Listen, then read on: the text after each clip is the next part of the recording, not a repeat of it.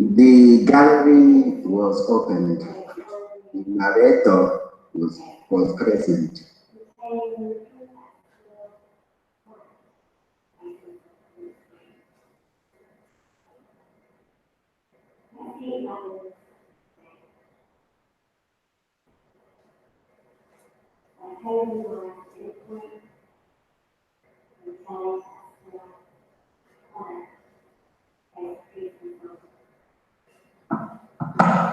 The room had not changed, at least not very much, since the last time we were here.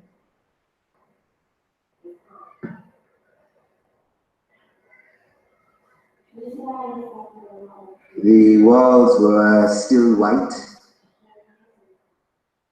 There remained 2 white benches. The floor, as we discovered yesterday, stretched out and yawned to carry them. And the walls, well, they serve to define and contain the space.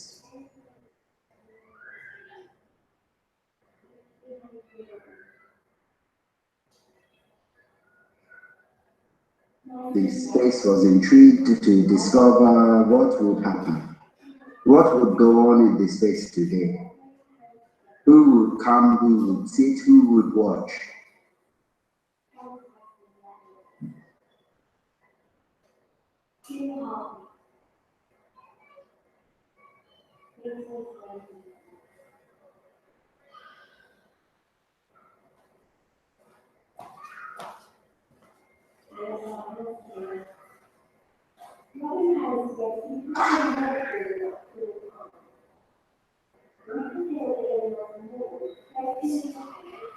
The narrator was present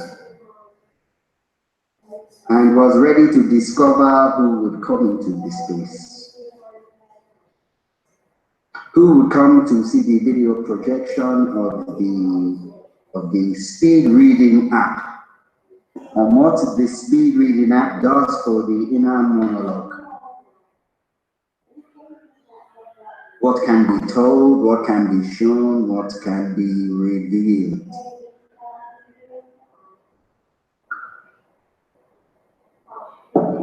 The day was full of potential. Potential for anything and nothing to happen. That is the joy.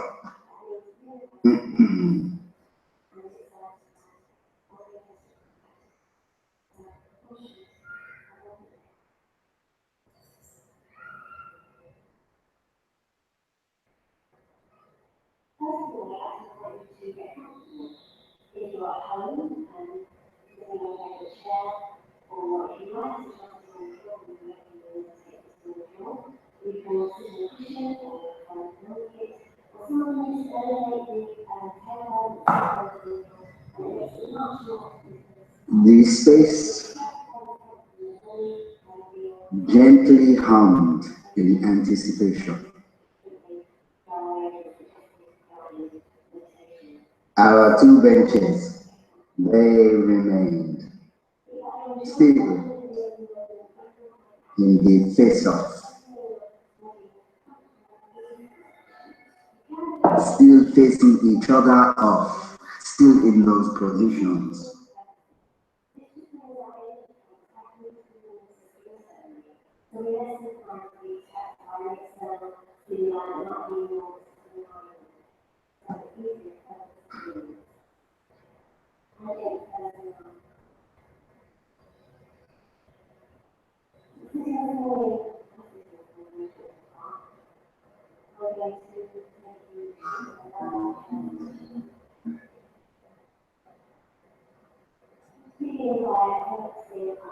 They were still in that Mexican standoff.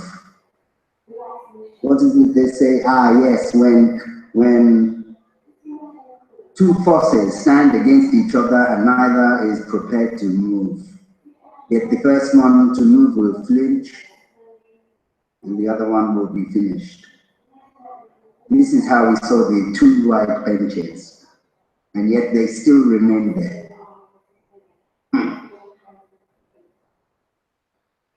The video looping.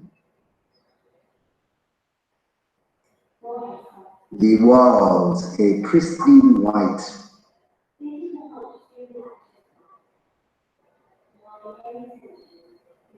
Encompassing, enclosing the whole space.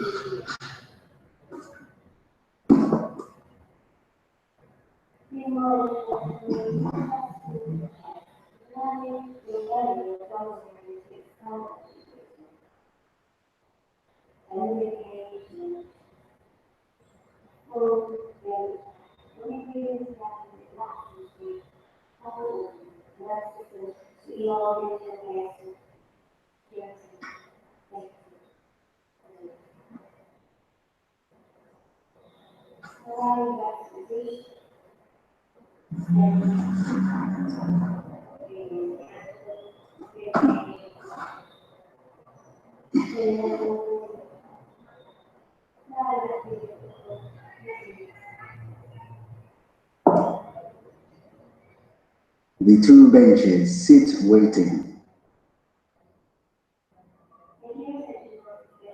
Waiting to receive the first people to sit on.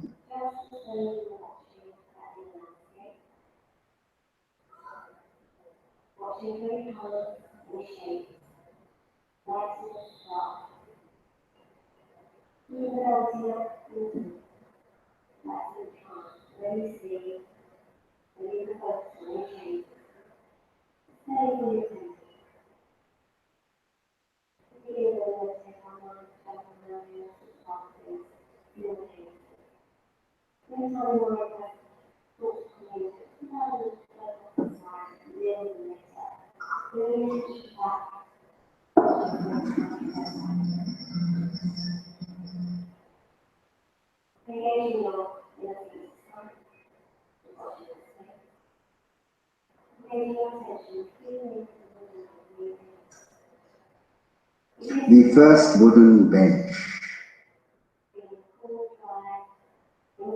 It was slim. It was white. It was close to the ground.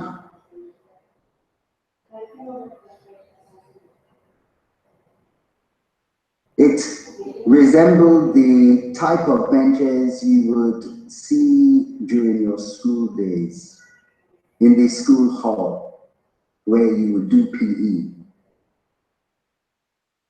The only difference was this white bench was painted and looked like a bench apart.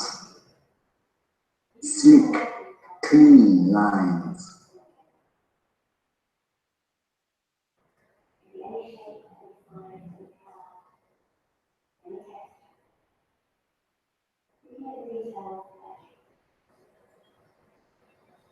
The benches stood on the floor, owning the floor. They were not as big as the floor, but they claimed their place.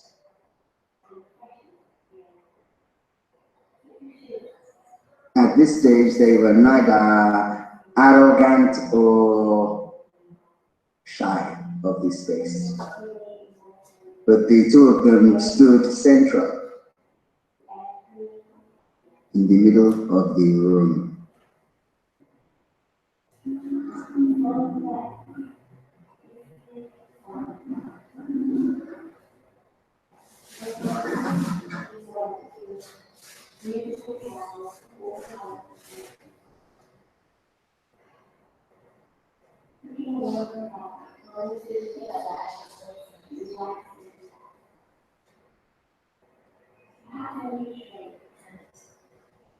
They stood with no concept of time.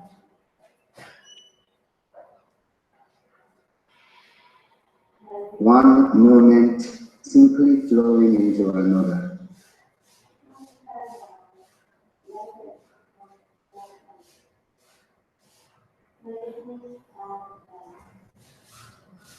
The curator walked alongside the side of the bench. The narrator recognizes her from her glasses. She paid no attention to the bench.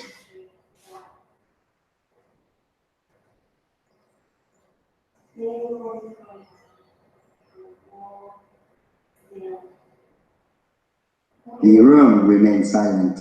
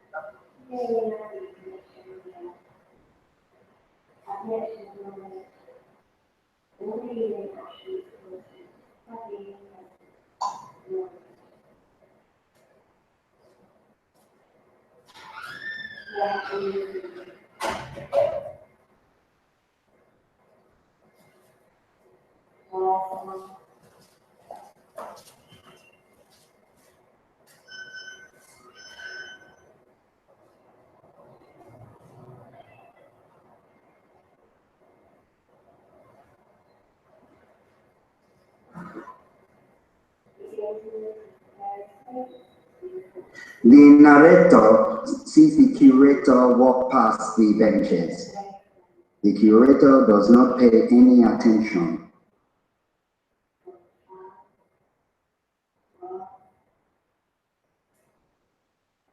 The space remains quiet and silent.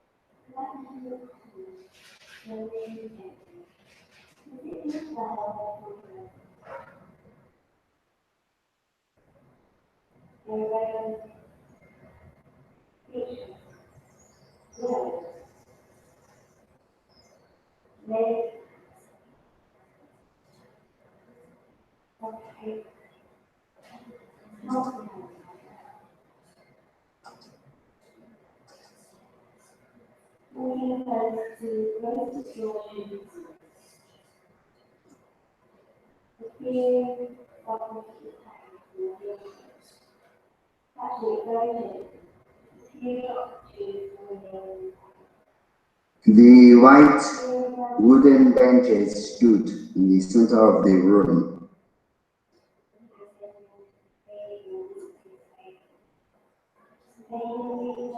They were not impatient or restless, but simply stood.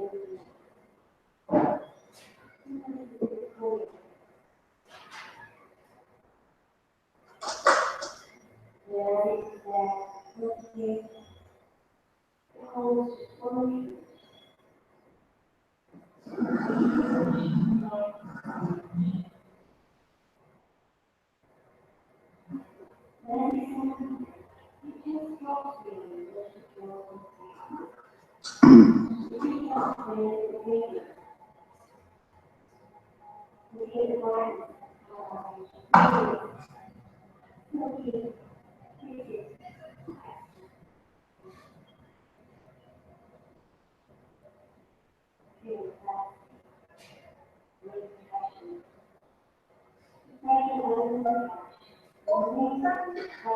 two white benches stood in parallel to each other. The first bench was closest to the wall where the video projection was taking place. This first bench stood proud as it considered itself to be the first. Behind it stood the second bench, a little while back, a little bit further back from the wall. It just remained.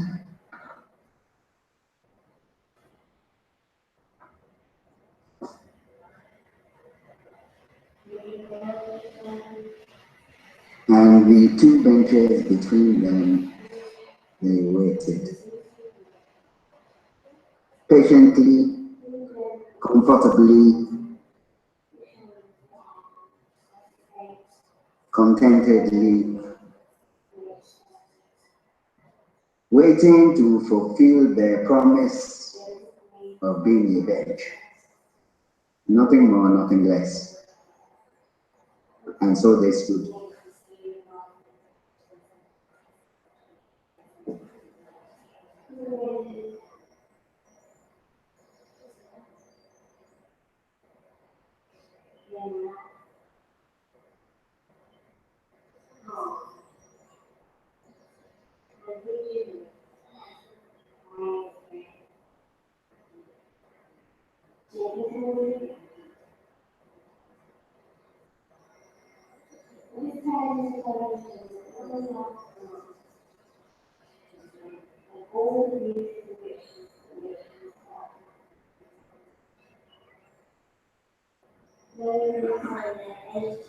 Is a room with no people in it considered empty?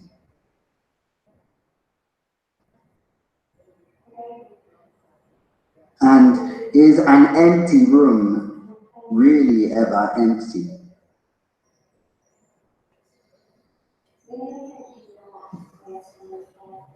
The two white wooden benches waited.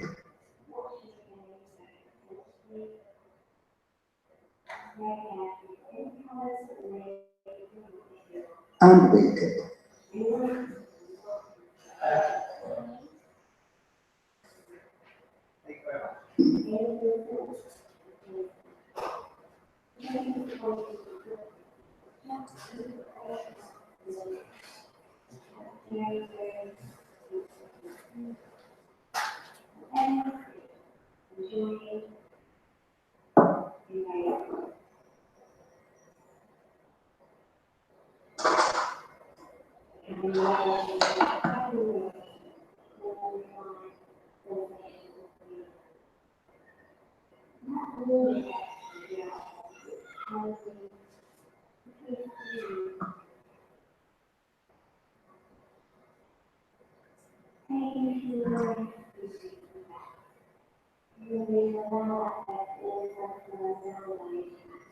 The light green jacket stood and stared at the wall.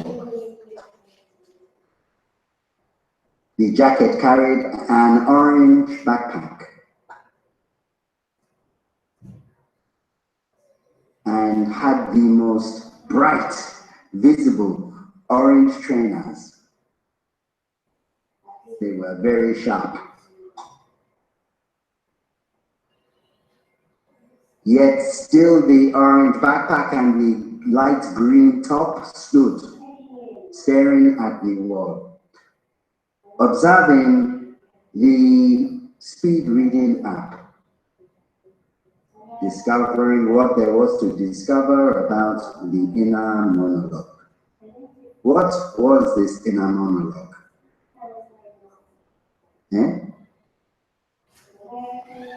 Could it be the voice we hear when we read our favorite novel, the voice of the character? Or when a friend sends us a text message, often we hear their own voice as we read the message. And yet, still the light green top with an orange backpack, he stood. He looked, he turned, but he did not sit down. The two white benches, they invited him, and yet he did not sit down. Perhaps his inner monologue told him he was more comfortable to stand up, more comfortable to read standing up.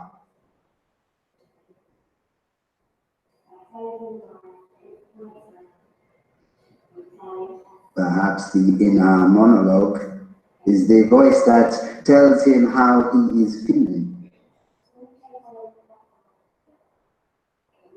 Hungry, excited, bemused, bewildered, confused, annoyed, frustrated, sad. Perhaps the voice of this narrator is distracting to this man's inner monologue, drawing his attention away from what he is indeed trying to concentrate on.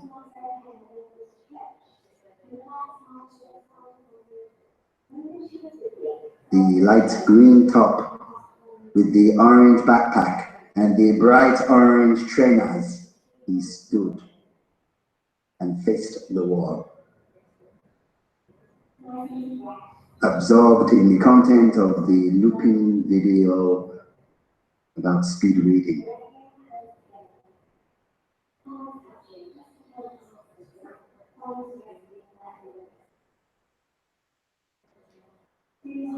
The benches, they were bemused, even though they offered their service.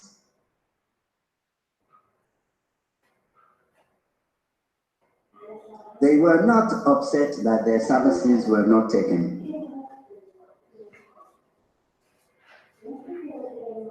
They were simply happy to be there if they were needed. And so the benches stood.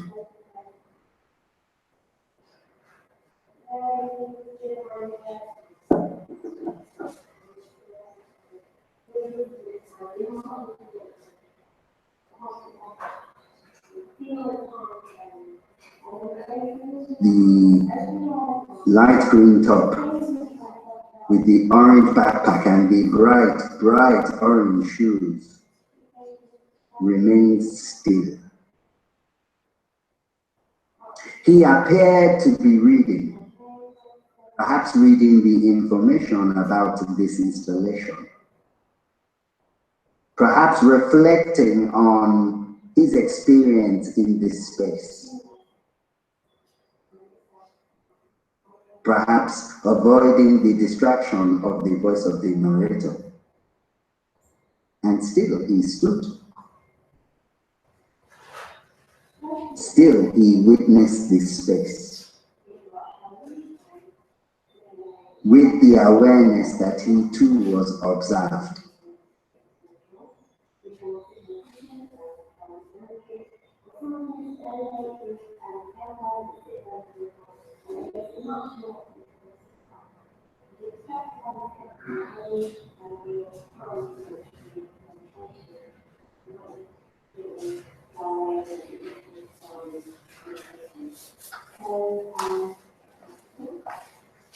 The way the man flicked his legs slightly, tucking on his knees, suggested he, for a moment, was aware that he was standing up. He slightly shifted his position.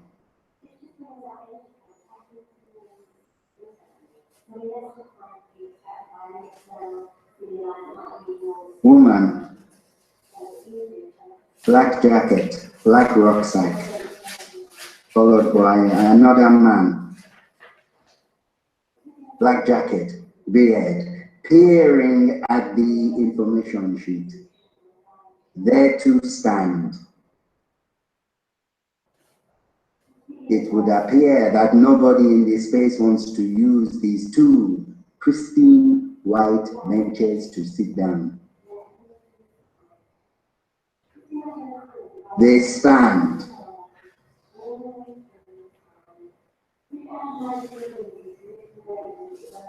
The narrator wonders what the people are carrying in their backpacks.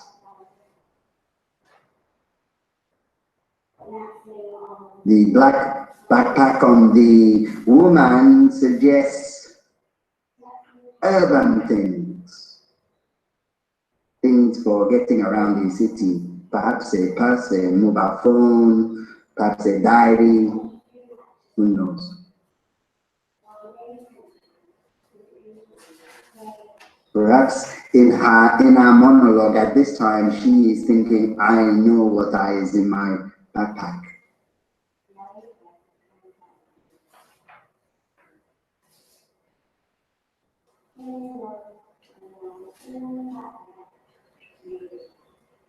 The man in a black jacket, a beard, decided that he would do a little twirl in the room.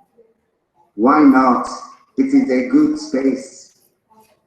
You can spin and twirl if you like.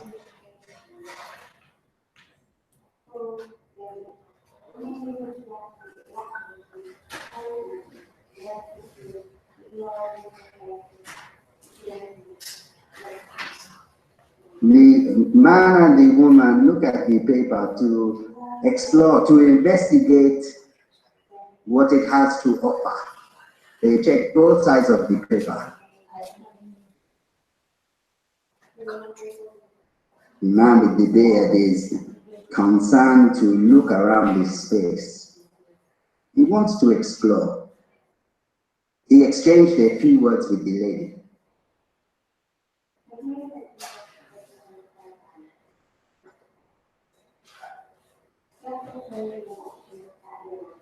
The space is returned to its quietness. The benches, they stand. The video on the wallet continues to loop.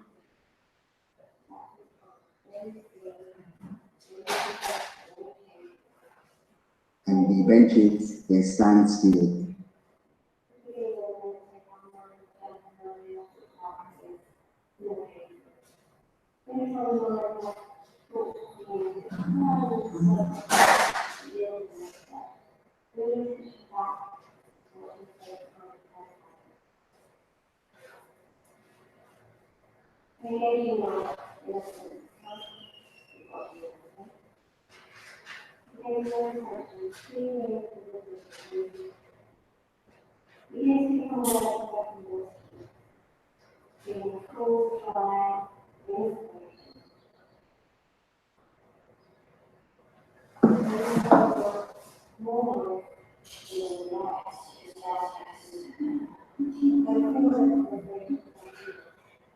The first bench moved its gaze from the wall with the video projection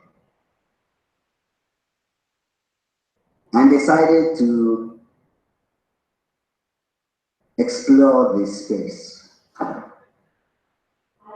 to see what was in this space. It looked around.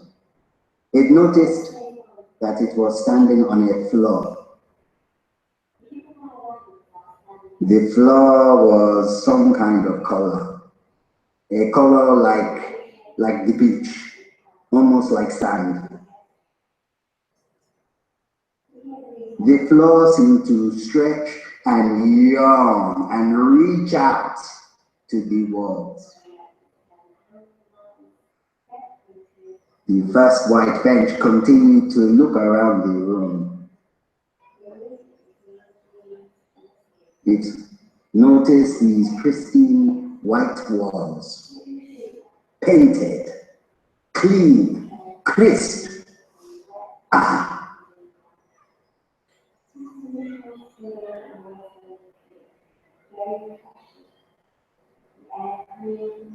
Then, for the first time, the first white bench decided to explore the space behind it. It decided to look not forward, but what was from its perspective behind.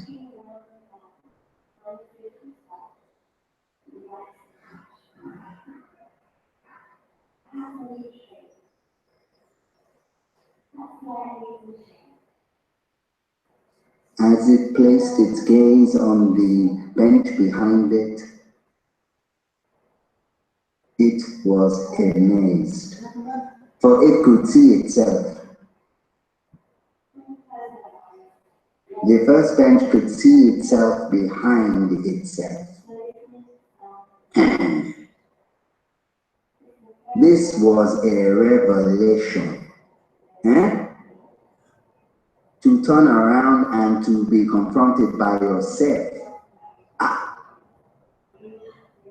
Now, this first bench had talk of something called a mirror. Many humans have sat on this bench and have discussed such matters. And this first bench knew that there was such a thing where you would be able to see yourself.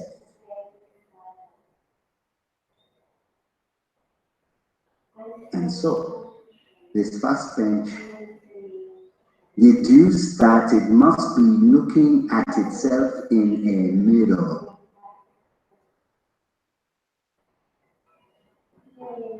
It came to this conclusion simply because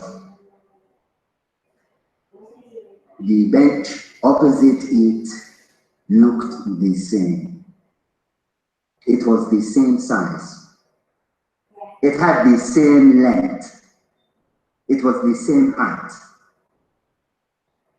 The detail of how it was constructed was exactly the same as it sensed itself to be. And so, of course, it thought that it was looking at itself in the mirror.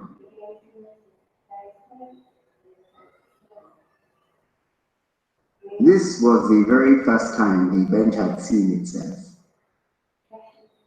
And it decided to rest its gaze on this bench so that it could begin to understand itself with more detail, in intimate detail. And why not? It was confronted by itself, so it might as well get to know itself.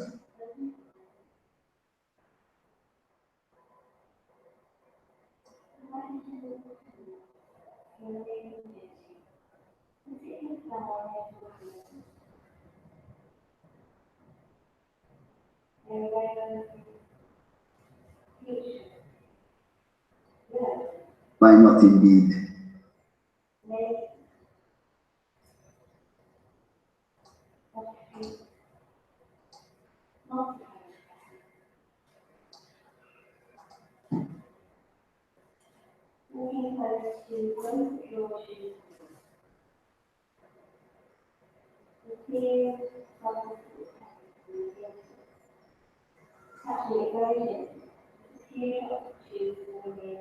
The room remained quiet and still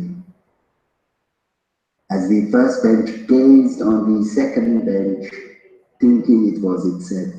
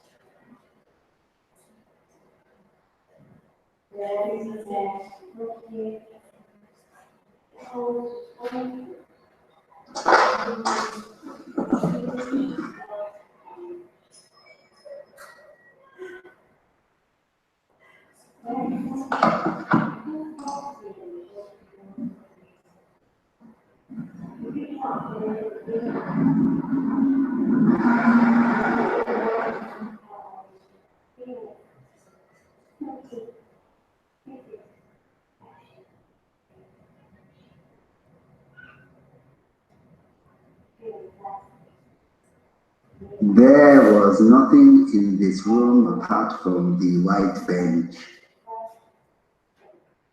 In fact, the two benches and the space between them.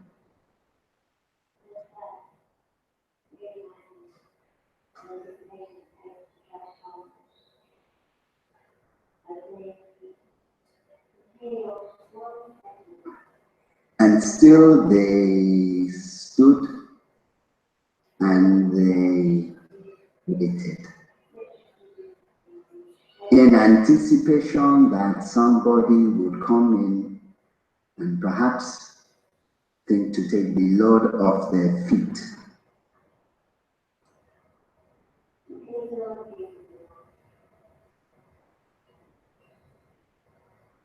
Perhaps they would want to sit down.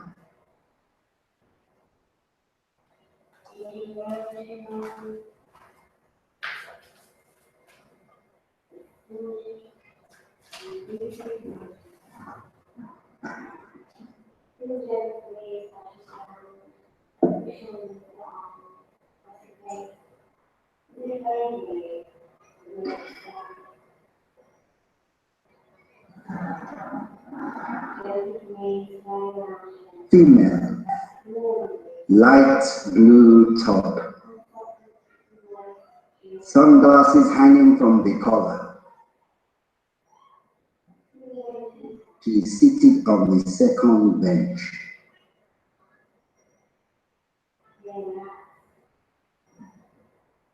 Absorbed into reading the information about this installation. She looked up at the blue wall.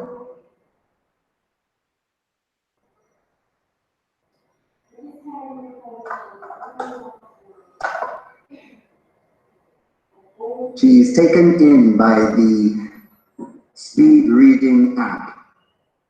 The idea that 80% of us, when we read, we hear a voice in our heads. She recognized this idea.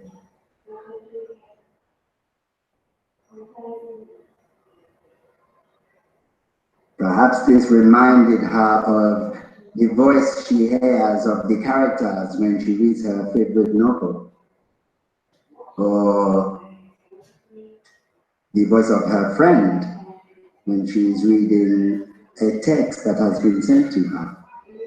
Or perhaps the voice might be her own inner monologue. The inner voice that tells her, suggests to her how she might be feeling.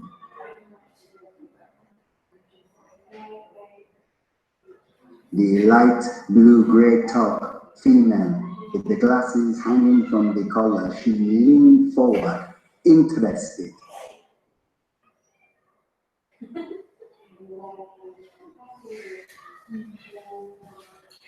Interested in this idea.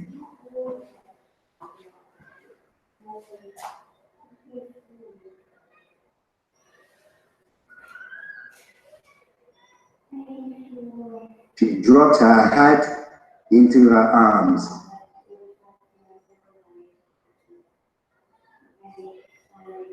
She took her glasses as if preparing to put them on inside the room.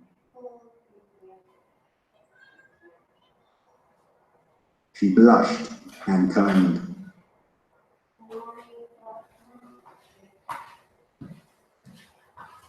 Woman, black coat, black bag, black Nike trainers, stands in the space.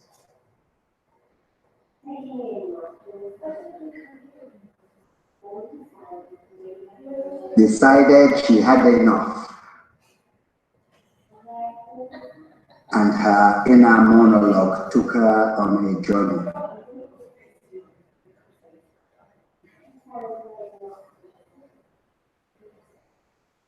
light grey top, blue jeans with her legs crossed, pretended to be reading the information on the sheet. Absorbed.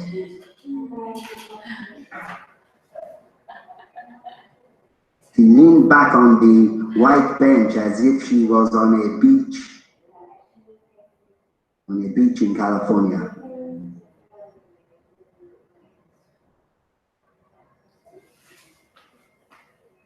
She is looking relaxed, perhaps a bit too relaxed, like she owns this space.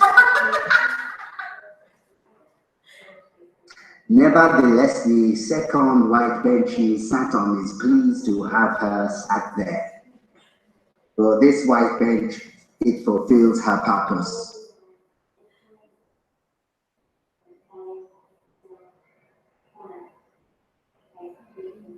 The second white bench was vacated.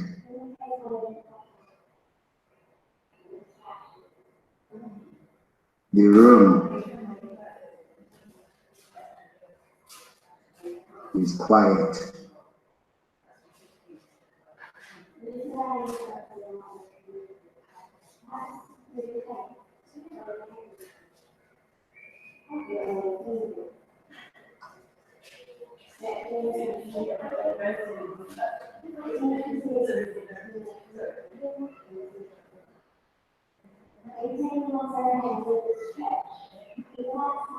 While all of this was going on, the people coming and going into this space, the first white bench it watched.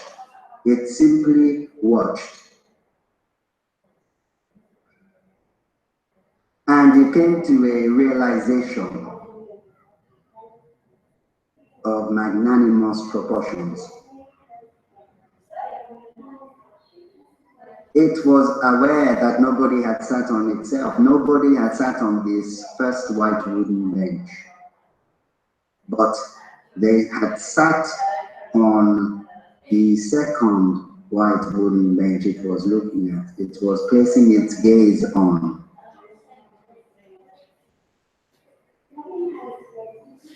This second white bench could not be, it could not be a reflection of the first white bench. The physics in this space demonstrated this very clearly. No one was sat on the first white bench, but many people came into this space. One people sat on the first white bench, somebody else stood around the second white bench. This was a deep realization. The first bench realized the second bench in this space was not itself, but another bench. And there were two of them in this space.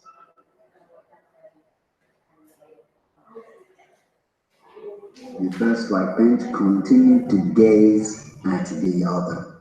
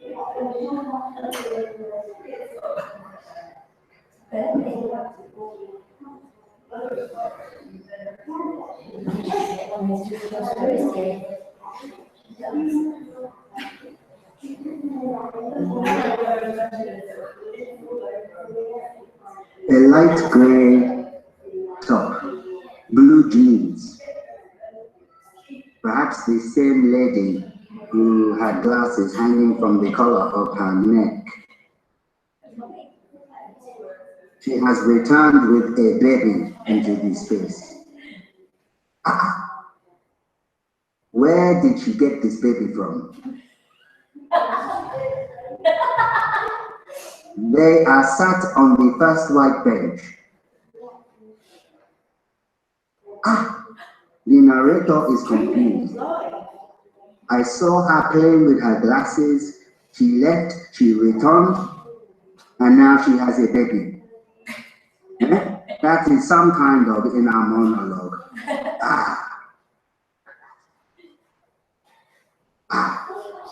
The baby stands on the white bench. The narrator is surprised. How does this happen? In all of my time, I have never seen this. Nevertheless, the baby looked around the room, looked at the video projection, and was contented to be with its mother in the room.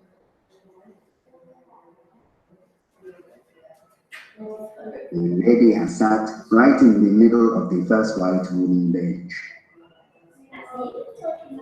She has cleared the space with her baby.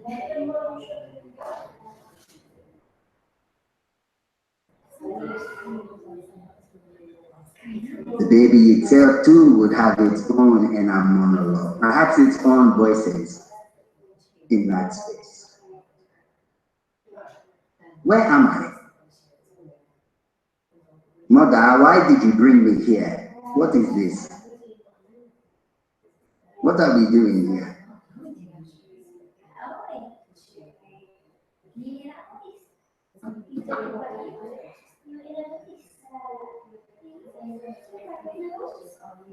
The baby is contented, sat on the mother's lap and looking around.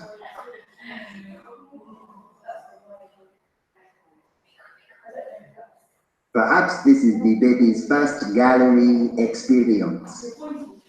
Perhaps this will create new inner voices and monologues for the baby. Or maybe simply the baby will think, when is it time to eat?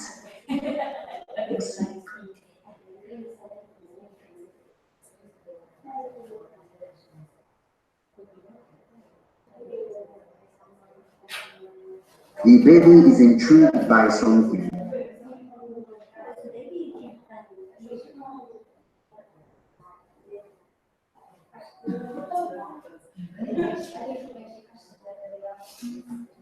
It is fascinated by something in the corner, at the same time as putting something into his mouth, his or her mouth.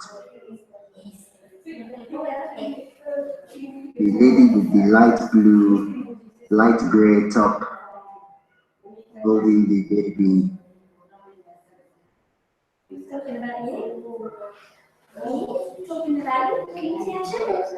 Is enjoying being in this space with the baby.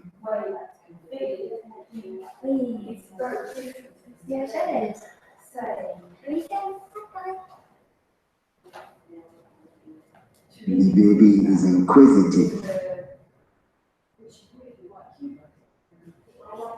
The two of them go towards the white wall with the video projection.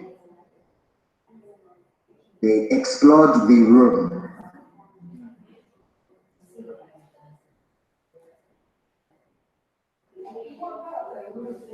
And the space relaxed.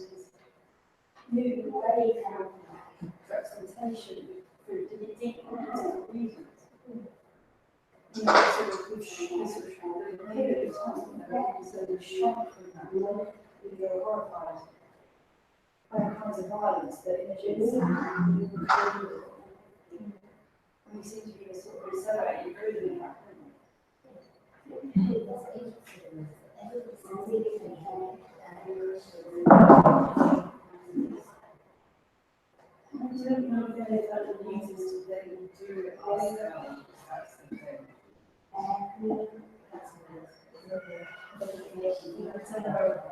I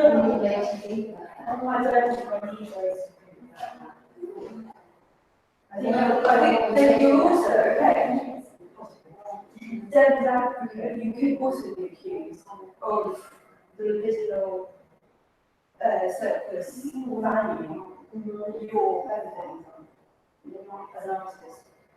That's directly. So whether or not that's something you want to do, not to do, is a question. Yeah, and one example of what is and I'm not finished with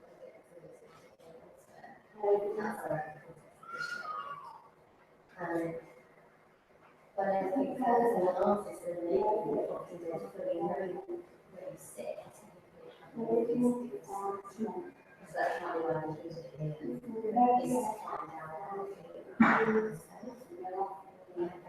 The two white benches stood in parallel. The first white bench gazed and stared at the second bench, knowing that it was something other than itself.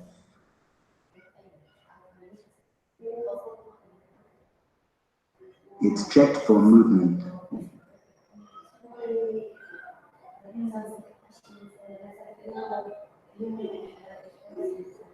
In the other.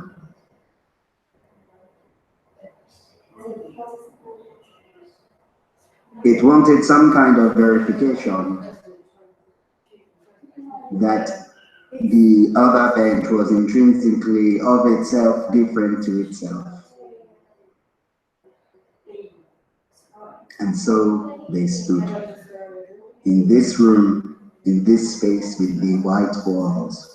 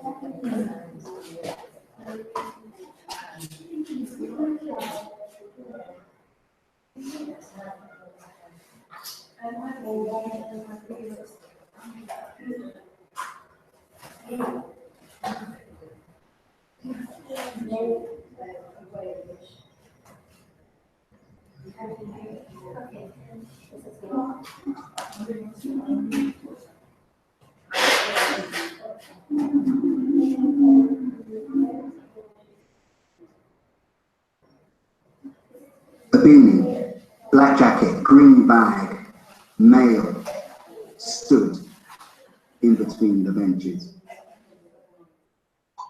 accompanied by beige jacket, female, glasses, black backpack, who decided she would have the whole video screen to herself and stood quite close in front of it. I'm moving back now. Female, black jacket, glasses, hairband, sits on the first bench, squeezed into the corner of the bench, as if the bench itself would tip up at one end.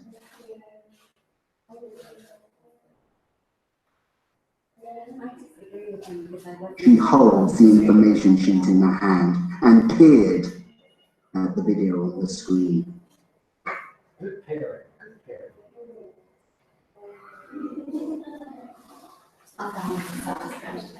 Beige jacket, black backpack. Woman with glasses shuffled back from the video screen. I did. Communicated with beanie man with black jacket, green bag. Black jacket, female, moved away from friend, thought she would balance the white That's bench. exactly what I said. Are you listening to me?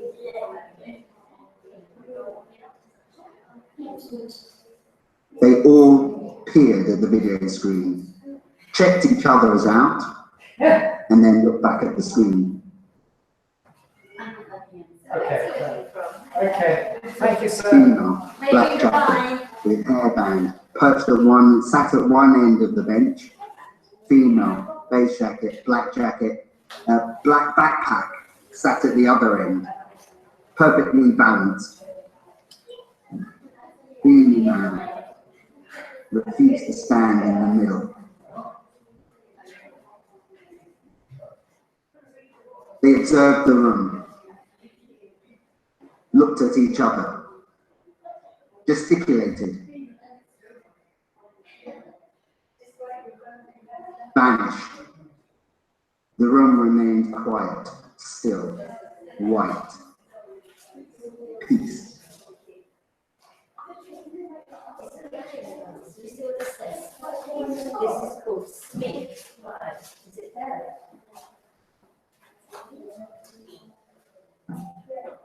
Voice feed many is thing. Not only does this remove the inner voice that helps you comprehend, but it removes time to stop, pause, and think, removing our greater responses to what we the inner voice is often viewed with fear, suspicion as a sign of mental illness. By hearing that inner voice is the human experience. Many of us don't just hear an inner voice when we read, we also hear it Beautiful pink coat, little. day-to-day lives. Beautiful mauve cardigan, little. Mum, black coat, all seated on the front bench. They watched the video on the wall. Pink and white coat rocked her feet backwards and forwards as she sat on the bench. Her feet moved with excitement and curiosity and wonder in this white space. The three of them sat comfortably on the bench, watching the video projection.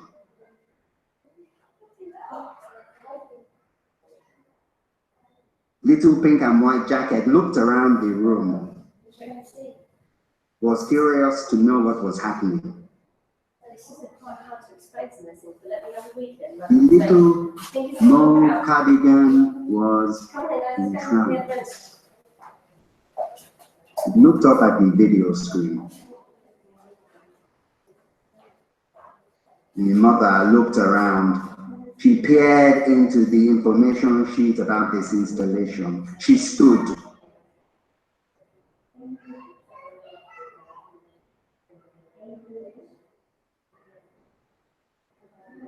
One, two, three. This space was clear.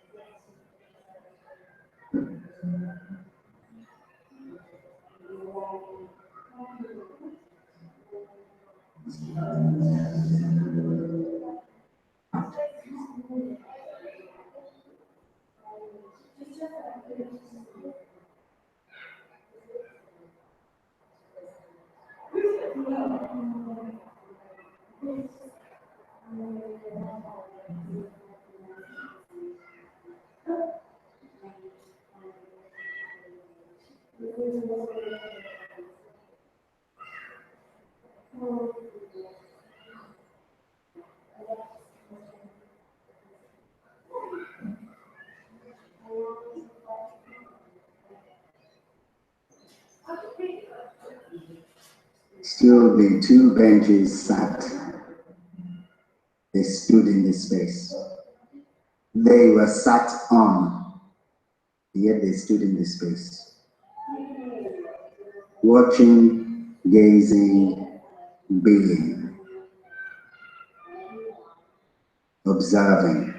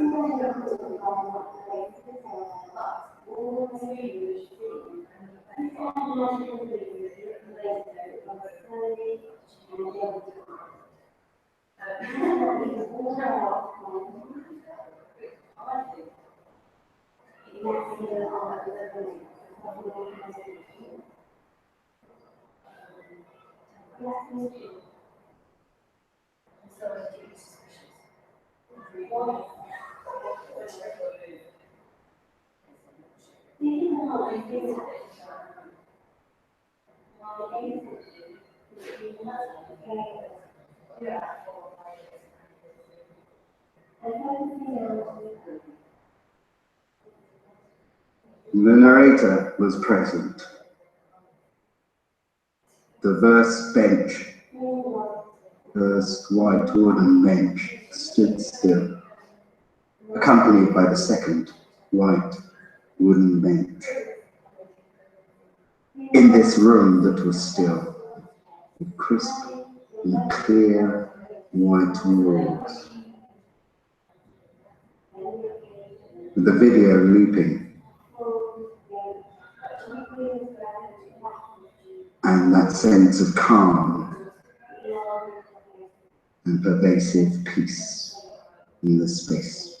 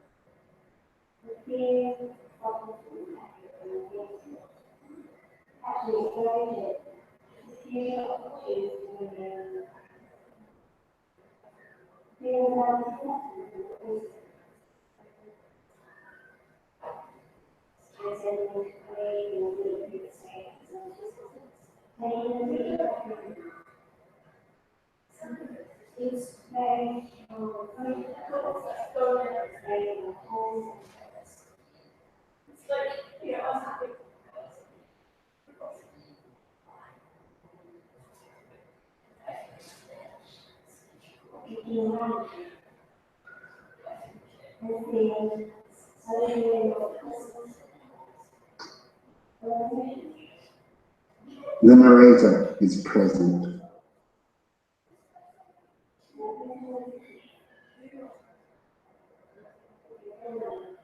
The space is present and filled with an ambience. The space is filled with an energy. Although there are no people in this space, nevertheless, the space remains alive. alive to the potential of action.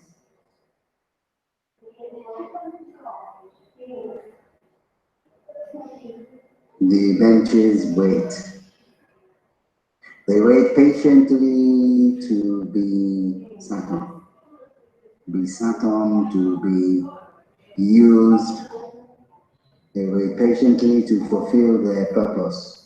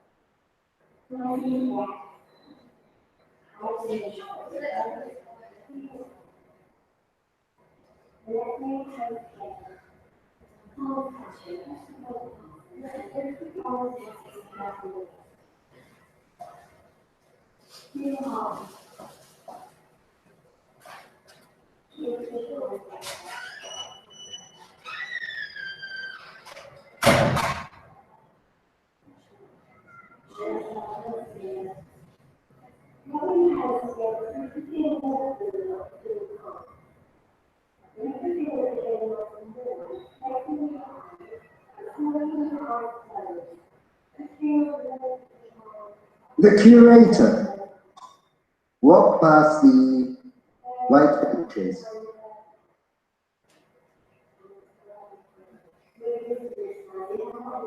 With not so much as a how are you.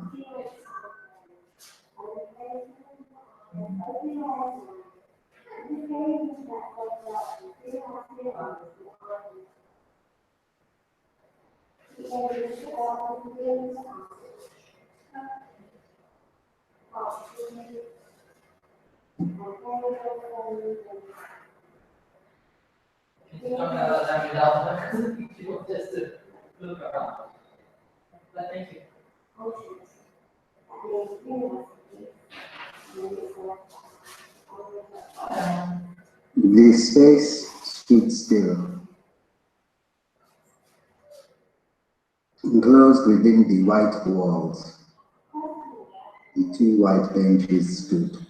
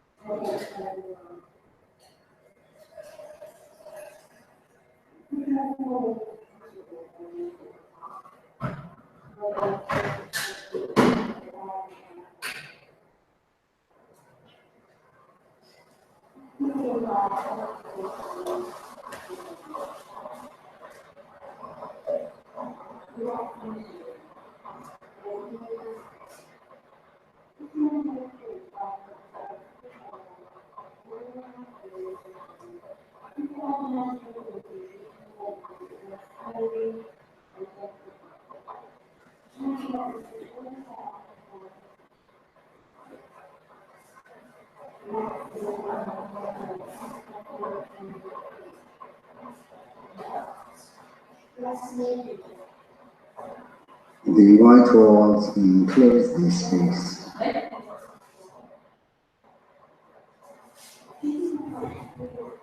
The floor supported the benches. On one of the white walls, the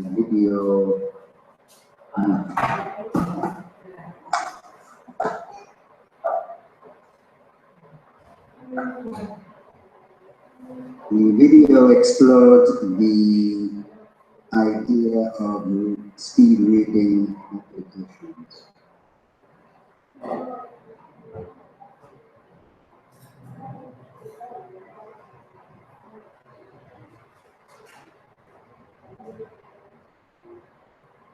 The white benches are waited for somebody to make use of them to occupy this space.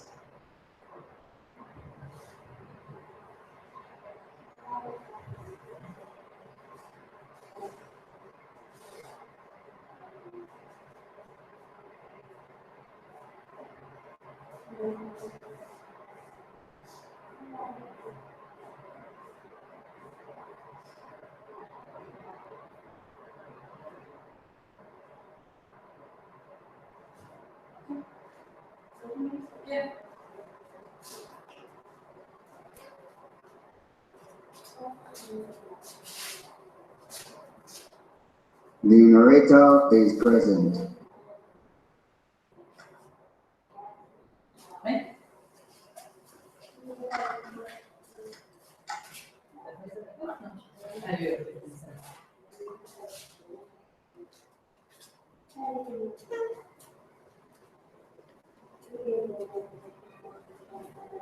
A little person in pink stood in the room.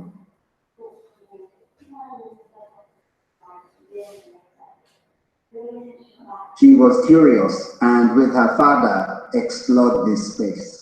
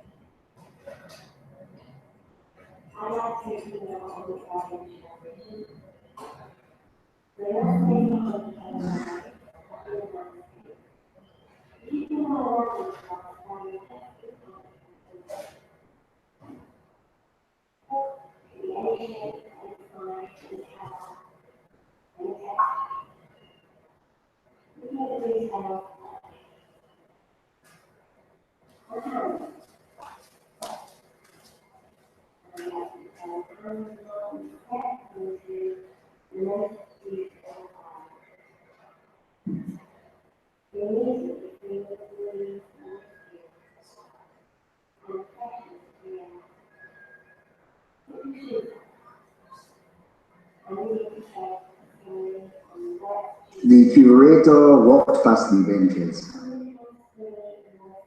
The space remained calm and quiet. Listening in the white walls.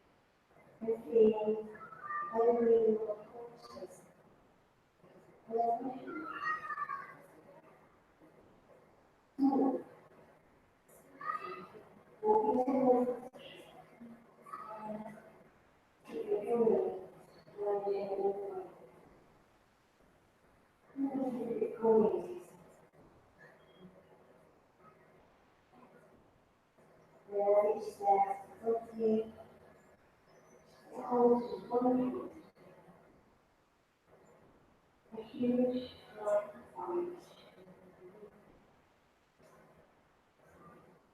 Then you start feeling you can talk with it. You can advise feelings, talking, physics,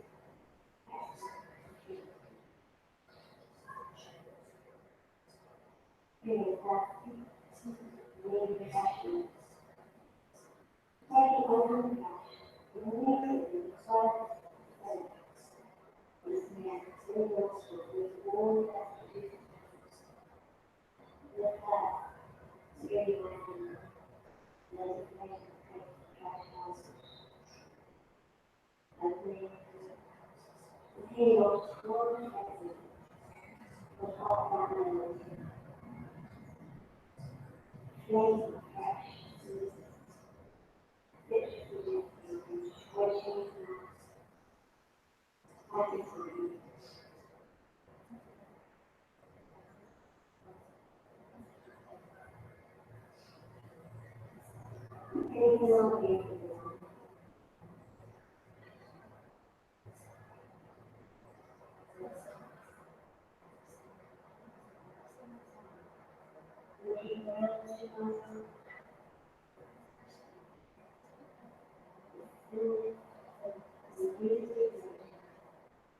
The narrator is present.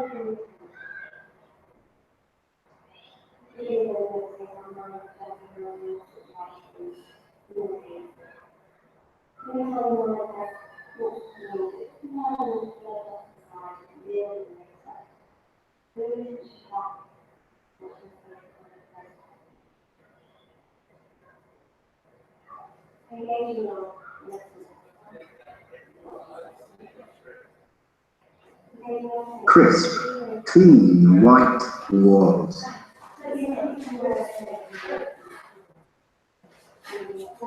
Two white wooden benches stand on the floor. A video is looped and plays against the wall.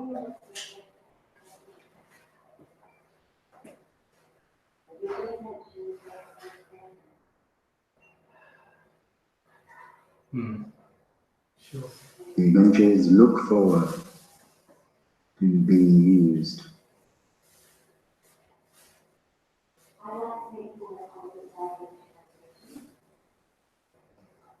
A blue backpack and a beige jumper wrapped around his waist stood in front of the video, accompanied by a purple top and a black backpack. They stood on either side of the room in front of the video.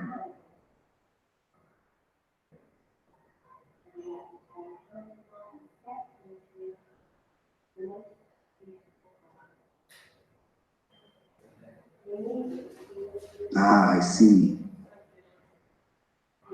This space.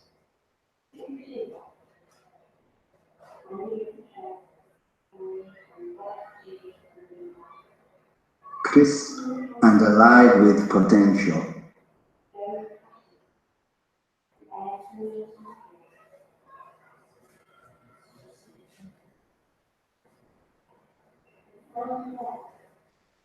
The video on the wall speaks about a speed reading app. The idea that 80% of us, when we read, we hear a voice in our heads. We also have a constant monologue. When we read our favorite novel, it might be the voice of the narrator, or even the character's voice. When we receive a text message from a friend, often we might hear that friend's voice as we receive their message.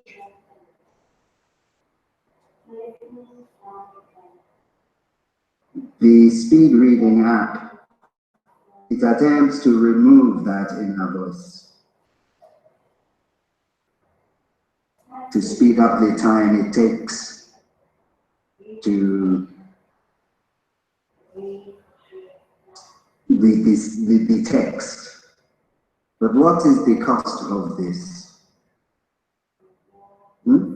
Yeah? What is the cost of removing the inner voice? By removing the inner voice, will this affect our understanding of what we are listening to?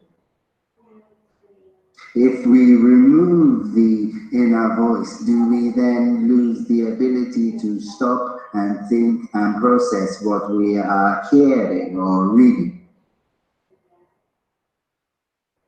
So, yes, by using the speed reading, we may well get the words quicker, but will it aid our understanding? Will it aid our appreciation of the words or the text or what we are listening to? This is the question. And also, with the speed reading app, by removing that inner voice, will it be able to have an effect on our own inner voice? That very same voice that indicates to us how we are feeling. Perhaps we are hungry or angry, or we might be excited, or we might be feeling happy at the start of spring.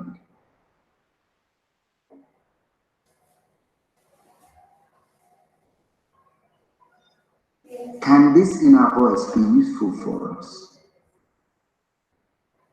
Do we need that inner voice to remind us when to take something, to do some shopping, to fulfill a particular task? Or is it possible to not have an inner voice, but to respond to each moment, each situation as it occurs?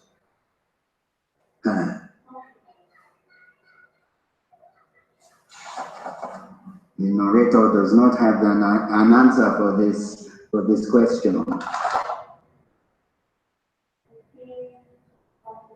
Neither, it would seem, do the two benches sat opposite each other in the space.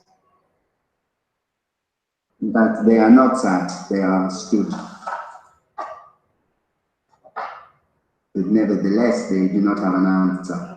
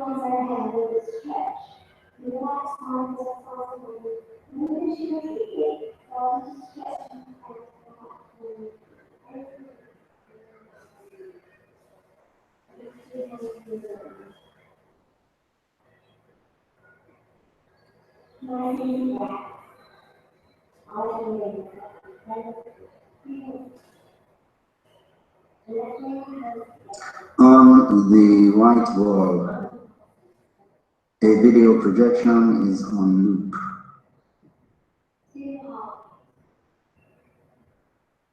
The video projection is expressing the idea of a speed reading app. The speed reading app attempts to remove that inner voice we hear when we are reading. Often we will hear the voice of the narrator or a character's voice. But how important is this inner voice? When we are young, we are told to trust our inner voice. Perhaps it is the voice of intuition or the voice of some part of ourselves. But is this inner voice always useful for us? We know that our inner voice might tell us when we are hungry or when we are afraid, when we are excited, when we are enjoying the company we are with. Or the inner voice might tell us to be wary in a situation or encourage us to even to ask questions or look at different angles. We might have a feeling which is accompanied with the voice.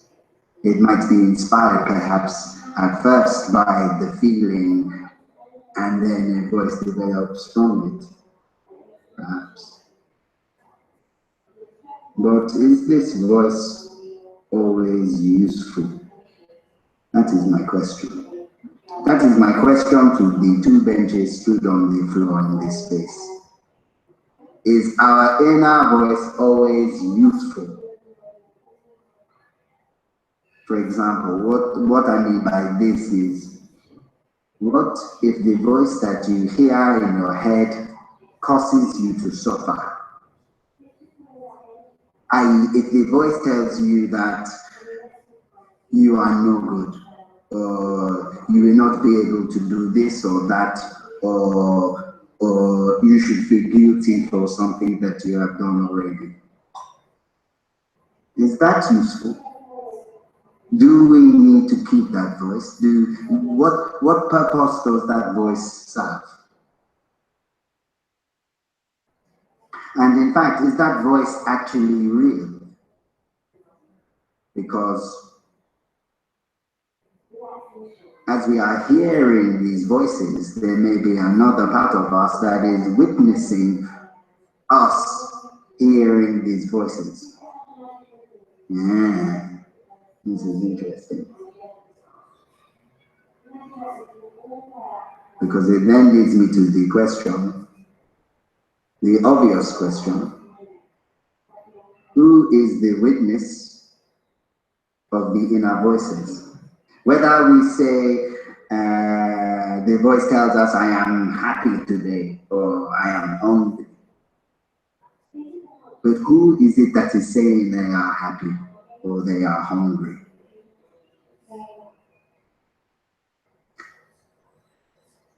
Is that person that says, I am happy or hungry or angry or excited or frustrated, is that person the same person as the one that is aware that that is being said from within?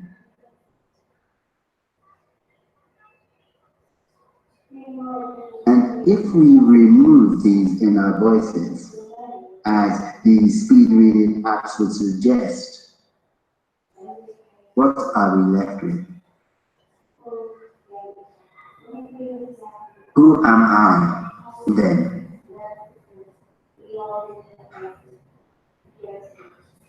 If I have no voices, how do I know how I feel, or what I want, or what I perhaps should be afraid of or wary of? Where does that knowing come from?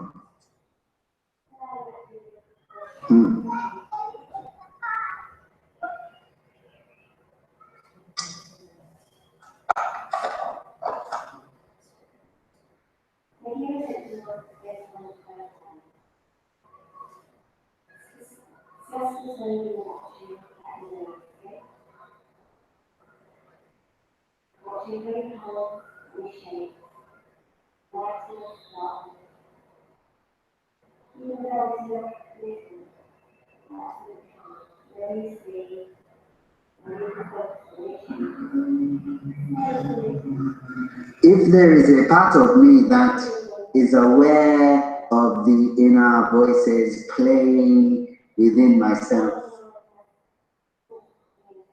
and somehow those voices are removed, then who is the witness?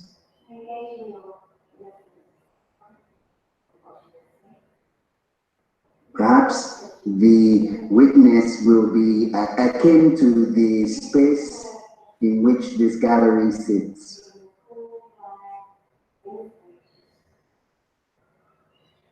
We have this gallery which is defined by the white walls around it. The floor stretches out to meet the walls, and on the floor, which supports everything, stand two white benches. The people themselves, they come into this space and they live. Perhaps like the inner voices we have within us, they come within our space. We hear the voice and then they leave. We might even have a reaction to the voice. We might believe in what the voice is saying. We therefore then identify with what the voice is saying, which may or may not be for our benefit. To use the analogy of the space in terms of the speed reading app, that would suggest that the app would attempt to stop people from coming into the room, into the space. Is that beneficial?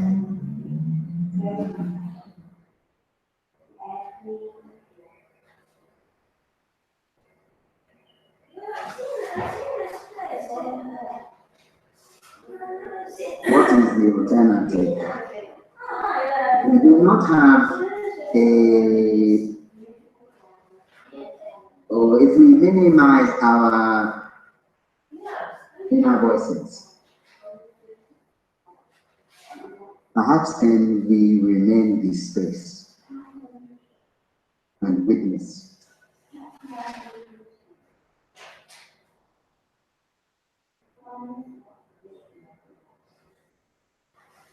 In this space, there still remains the two white benches. They have not moved. They have no need to move. They are here. They are happy to be here. They are content in this space. The space in which there is potential for engagement.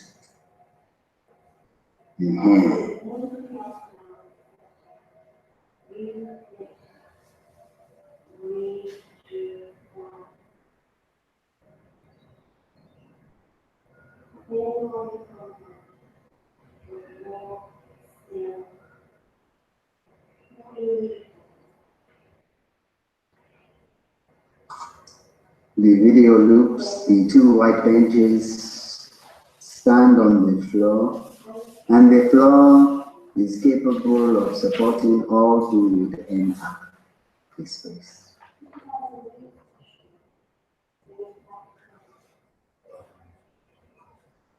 If there were no white walls defining the space,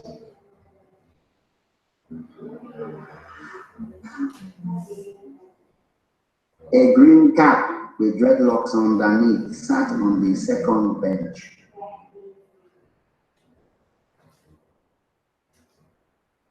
He leaned forward and viewed the video screen.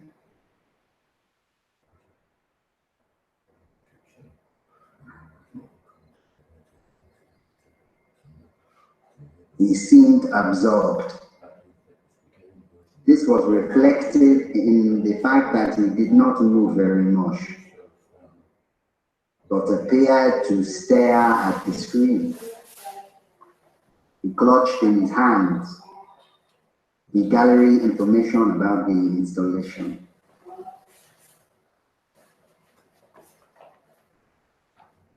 He tapped his foot briefly.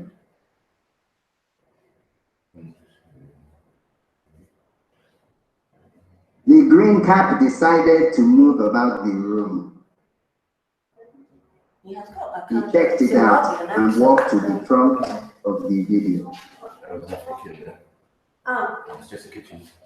A gray jacket with red and blue stripes had taken up position in the room. Stood staring.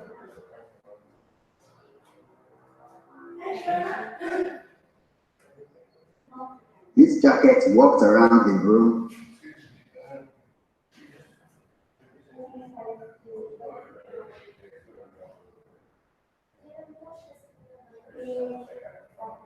and the two benches remained.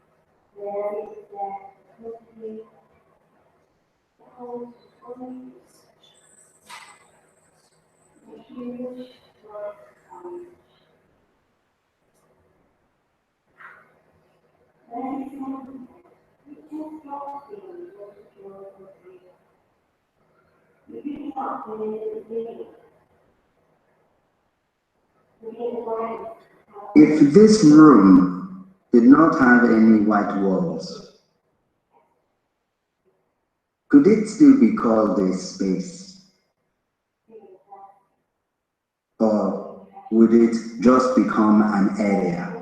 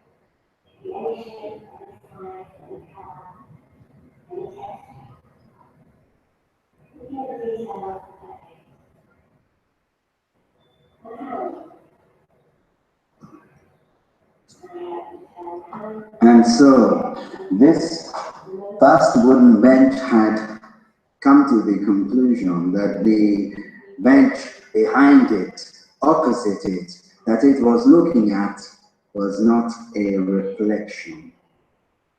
It was not a reflection, but it was itself another bench. So this first wooden white bench decided to see if it could effectively stare out the second bench. A face-off, if you will. a Mexican standoff, if you will. This first bench wanted the second bench to move, to flinch. The first bench had seen people come and go and sit on the second bench. But now, the first bench wanted to assert its authority in this space. It stood still and fixed its gaze upon the second bench. It looked for the minutest detail, the minutest flicker of movement that this second bench would make. Nothing happened. So it waited and gazed.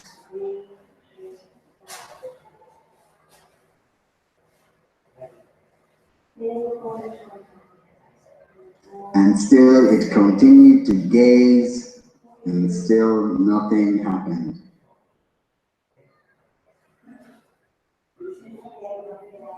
The first wooden bench was prepared for this.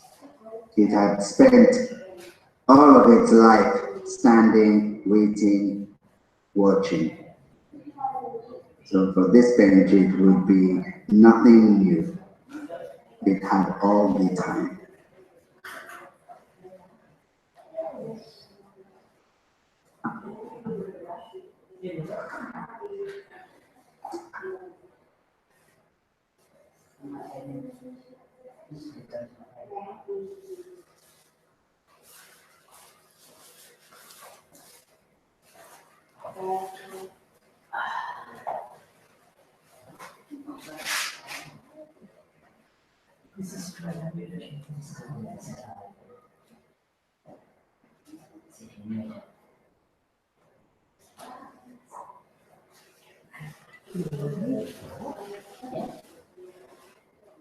A beard strided into the room and sat down, accompanied with a lady with a bag around her shoulder.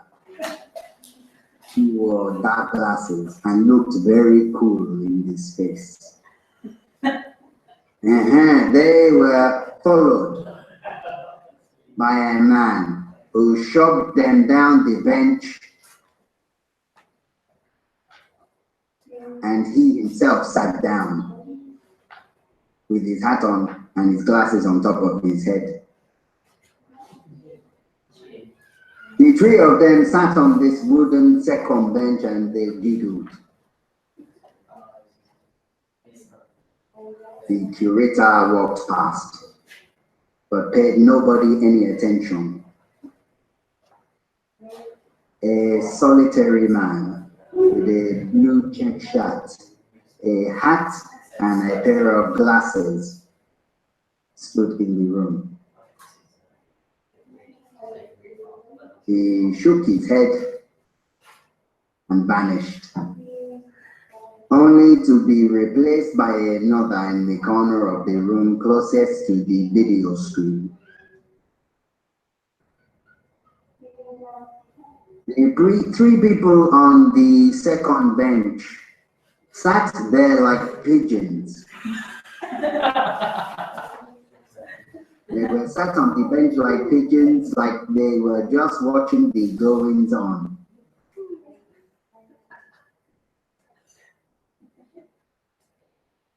They seemed absorbed with the idea of a speed reading app.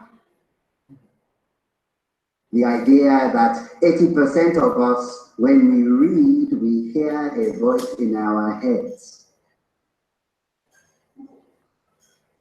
Maybe when we read our favorite novel, we hear the voice of the narrator, or maybe even the characters. Or when a friend of ours sends us a text message, often we might hear their voice as we read the text message. Also, we also have our own inner voices. There might be voices that tell us when we are hungry, or when we are angry or happy or frustrated or bored.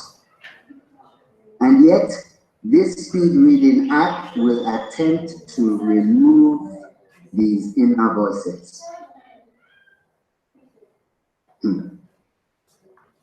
Perhaps the voice is an external voice, like the voice of the narrator, perhaps distracting the inner voices of the people who are trying to make sense of this installation.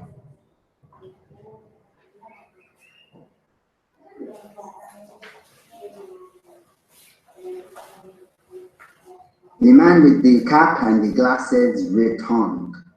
He stood in the room, observing the video. Perhaps too, his inner voice had led him out of the room and then brought him back into the room again. One of the pigeons decided it preferred the view from the other bench. It straddled the bench, as only pigeons can do. This pigeon was a maverick. It had decided that it did not need to sit with other pigeons, but instead that it could own its own bench. This pigeon would be a pigeon amongst pigeons, a pigeon above pigeons. It would be esteemed. And the other two pigeons on the second bench could only look on in admiration.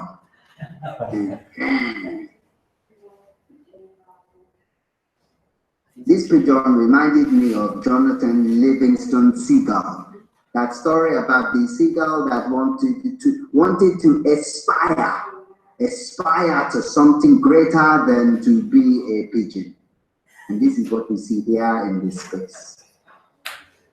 In the meantime, the man with the cap who is standing is not bothered. He does not care for pigeons that sit on benches. He's happy to stand and watch the video.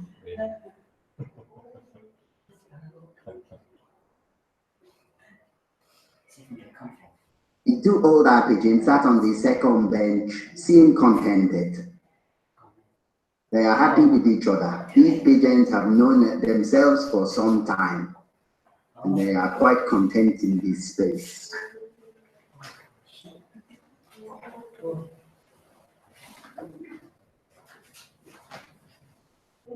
Our man with the cap and the glasses is observing the pigeons.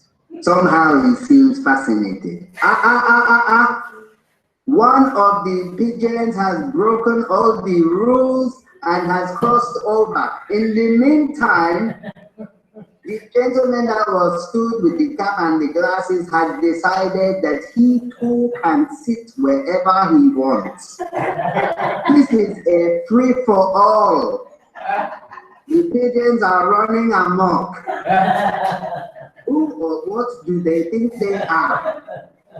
It would appear their inner voices are something quite radical. Only the third of those three pigeons remain seated on the same bench. Perhaps he too will find the courage and the inner voice to move. Are you brave? In the meantime, the man with the cap and the glasses, he too seems content. At this point, he has a better view of the two pigeons in front of him, and he can still see the video. This is a prime, premium position to be in. He can see everything that is going on in the room.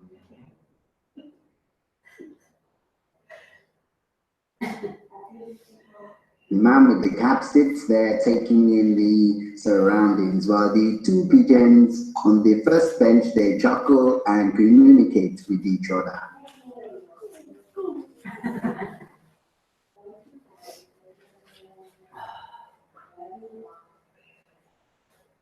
There is another presence in the room, quite close to the entranceway. A big stands very still. Whilst the pigeons play with themselves and talk and think this is a free-for-all. Ah.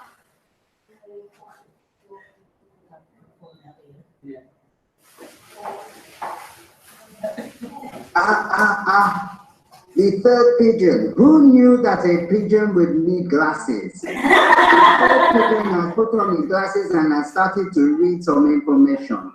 This is a first for this narrator. I have never seen this before.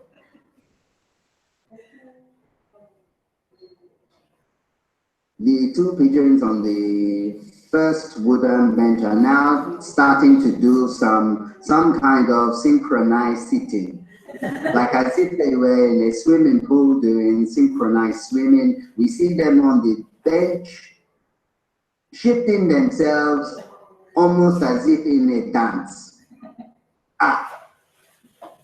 It is clear they feel like they own this space. Perhaps we will have problem getting them to clear out. You know what pigeons are like, they like to live here. Everybody is taking in this space. The man with the cap on the second bench with his Nike trainers is looking bemused. He's holding his foot, not quite knowing what to make of this scenario.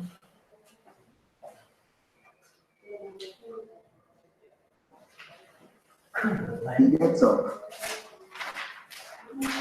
There's a flutter. There's a flutter from a few of the pigeons. They shuffle and they shift spaces. There is one pigeon in particular who is clearly the dominant male pigeon. He feels it is okay to travel around the space and pick up whatever he feels like he can pick up from the others. He takes sunglasses. He takes the space on the bench. This particular pigeon tests his eyesight.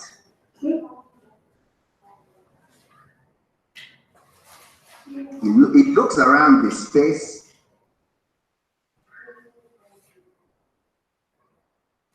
As if there were some artworks on the wall. Did they not know they walked into a white space?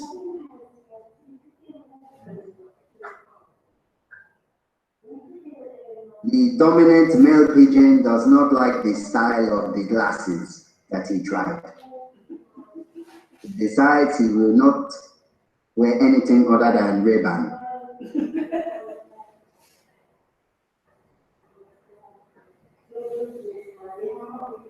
The three pigeons come back to being on their bench, and they gaze once again at the video.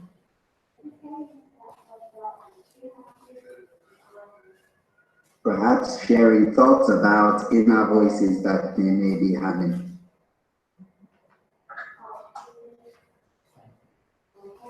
This third pigeon, the male on the end of the bench, is absorbed with the reading. Who knew a pigeon could read? Eh? Life is fascinating.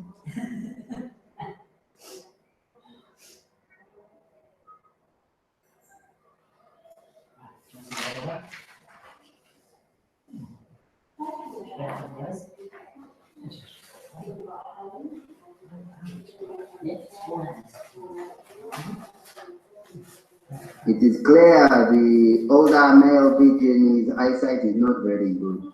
He has to vary the length of the distance from his eyes so that he can make sense of what he's reading. The dominant pigeon decided to move. He stands almost over the other two pigeons to give them their instructions. The third pigeon has made a trumpet and he begins to sing and tweet and blow.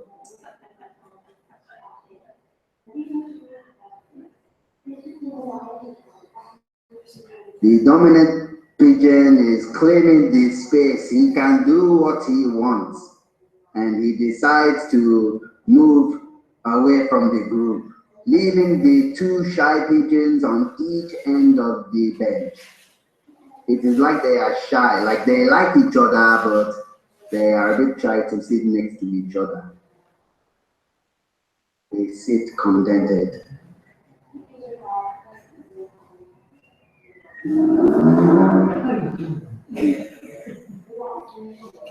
The female pigeon, the two of the pigeons, I see a new dance beginning.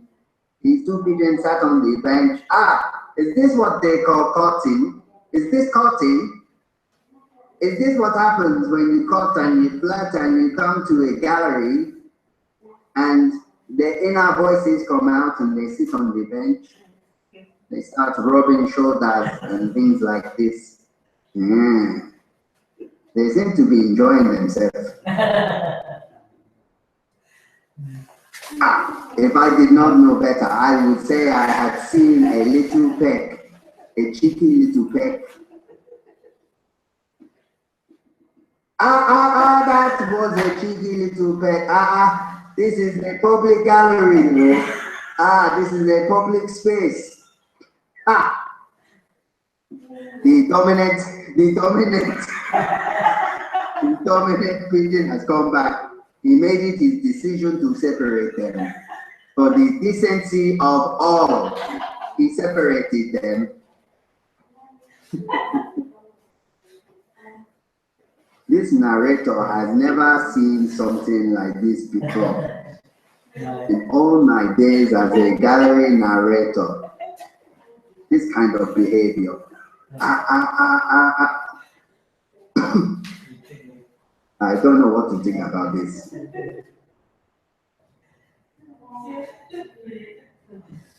The dominant male pigeon cannot decide whether he is coming or going.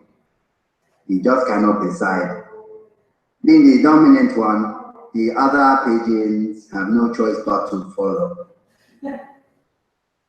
They follow him and the space returns to its ideal state of balance and calm and peace and white, and the two benches stand with satisfaction.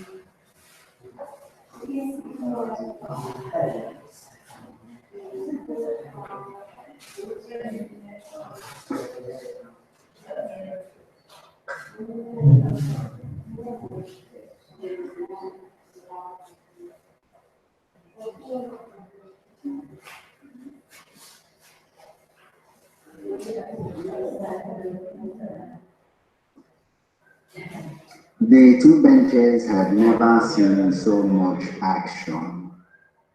People, pigeons, animals, all sorts were coming and going and sitting wherever they wanted.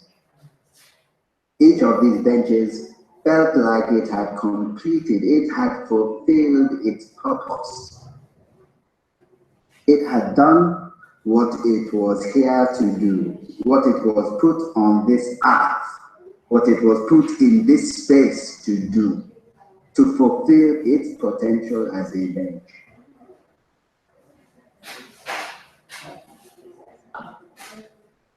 The two white benches were quietly happy with themselves.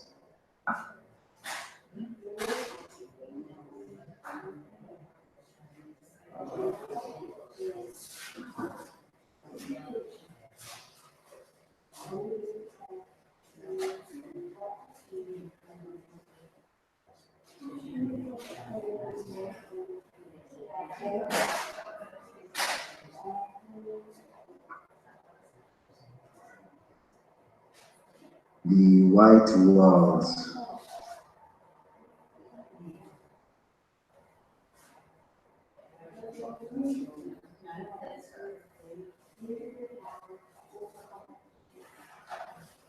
The crisp interior of this gallery space.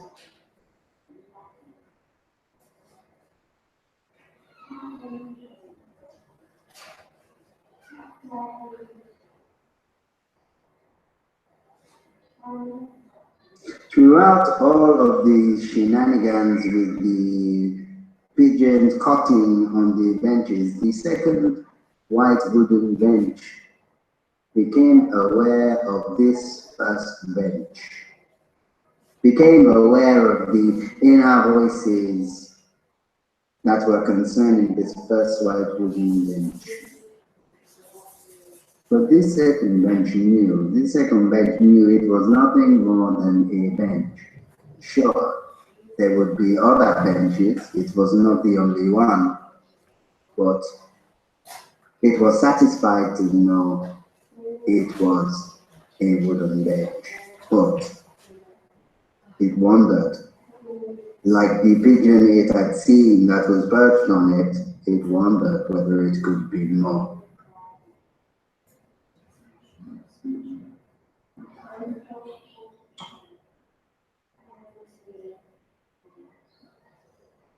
A denim jacket and with a black rucksack is seated on the bench, on the second bench. Yep. The denim jacket and black rucksack, after reading the information about this installation, is looking at the video on loop.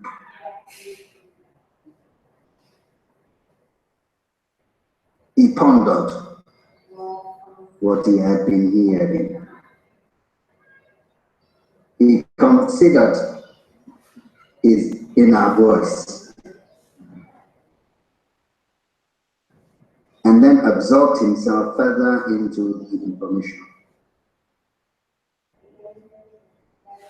The information that 80% of us, when we read, we hear a voice in our heads. The speed reading app attempts to remove that inner voice. But what would happen if we remove that inner voice? Would we then remove the time to be able to stop and think about what we are reading or hearing? Would it affect the way that we process what we are receiving? Does it already? The denim jacket with the black rucksack pondered these questions. And he pondered himself within these questions, but remained still. What else is there to do? He looked around the room, curious.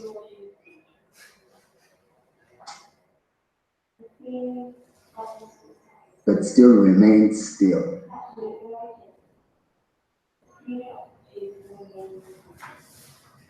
He wondered, he questioned.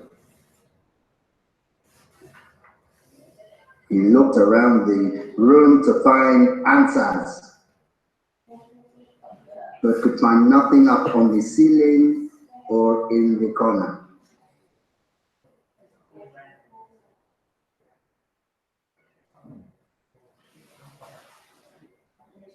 He searched intently the bits of information he had been given.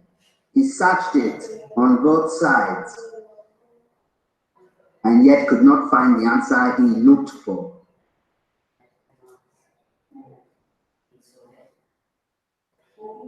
What was this about? What was the sense of this? What was the point of this? Rolled through his mind. His inner voice betraying his thoughts. But still he remained. perhaps hoping to find a big revelation to follow.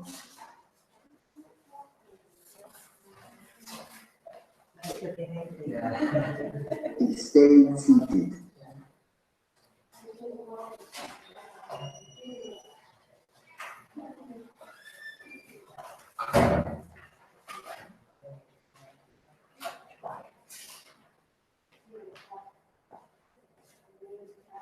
A beard and a woman with glasses walked past the bench.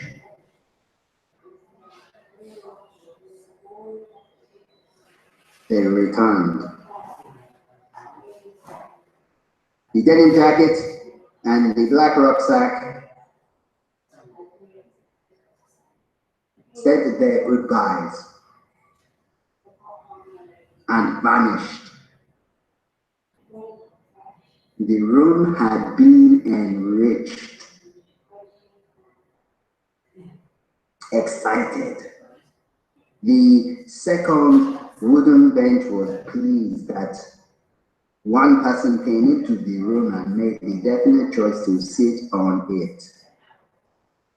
Not to sit on the first bench, but to stay and remain on the second bench.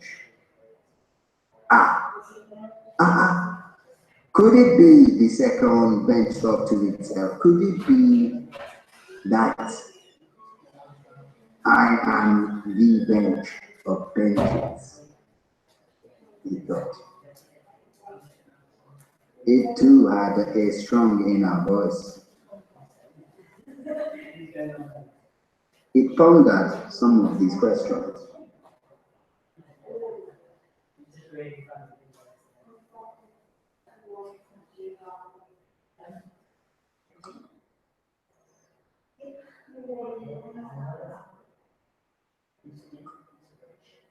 One lone pigeon with a green jacket and a black bag across her shoulder walked past the benches and vanished.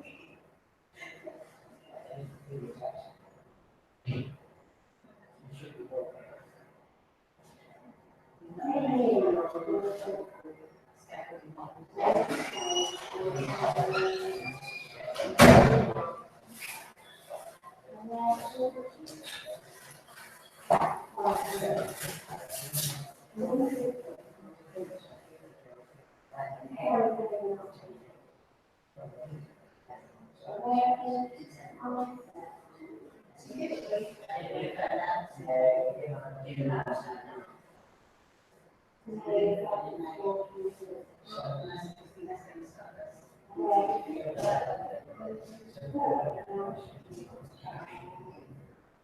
pigeon decided it could drop through the gallery space past the benches.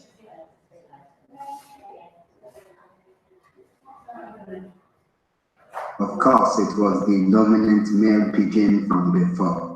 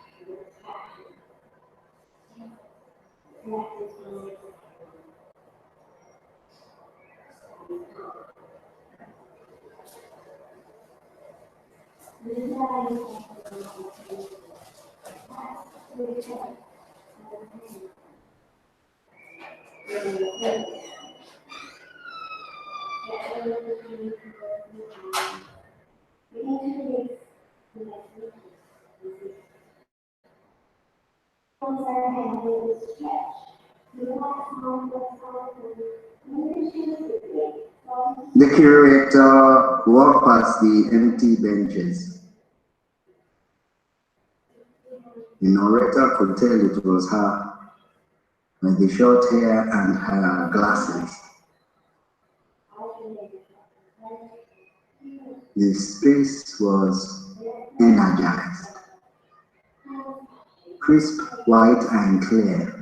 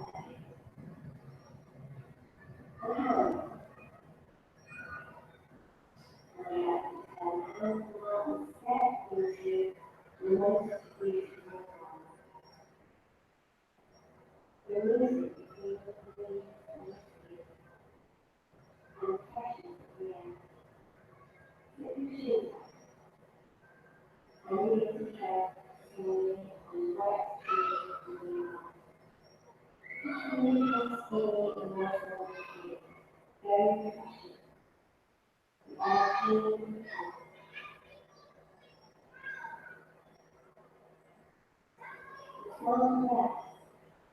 Listening to self-breath. Because magnificent world is beautiful flowers, all colors and shapes and sizes. We learn about how to respect and relax this touch. That's a shape.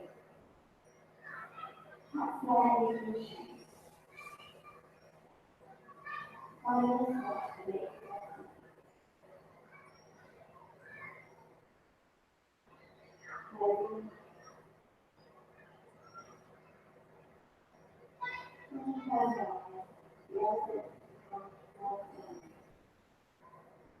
Maybe. Listen very carefully from the cues they often make. Absolutely nobody else knows except you. You make action. You choose life. Feel the body with more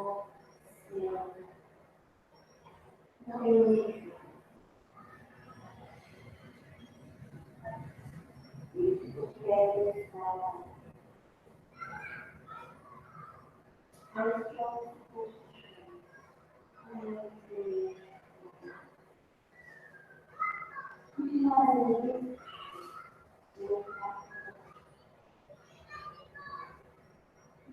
lovely creation. I've met someone who will be with you. Happy and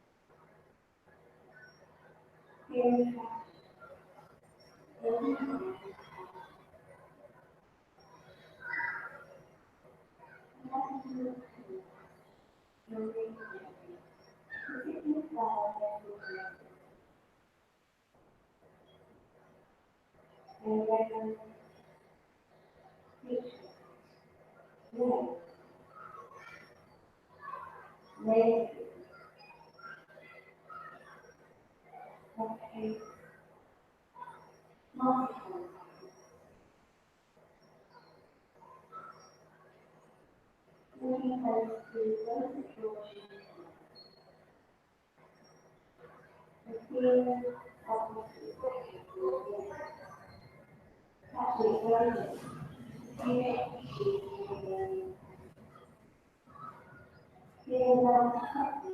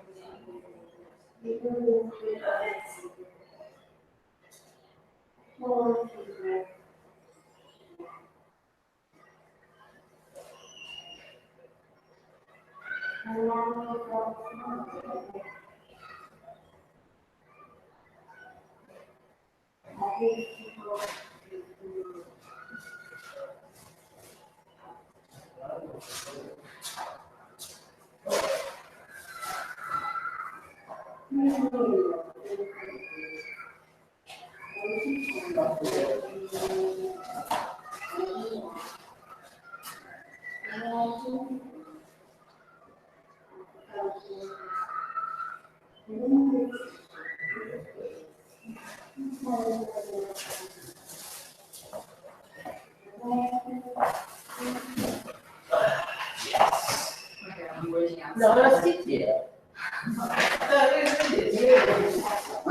Crisp white walls.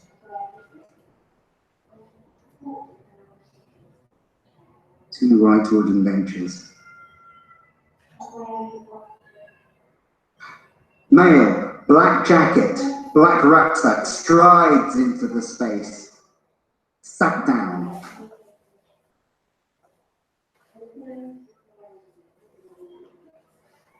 He sat on the front wooden bench, observing the video that plays on loop.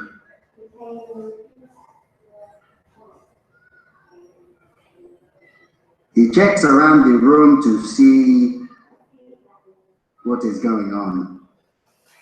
And then he peers down into the piece of paper he picked up at the front of the gallery to find out what the situation is about.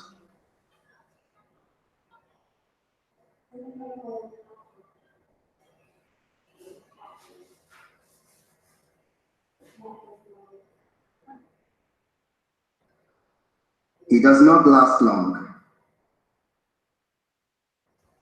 and the room returns.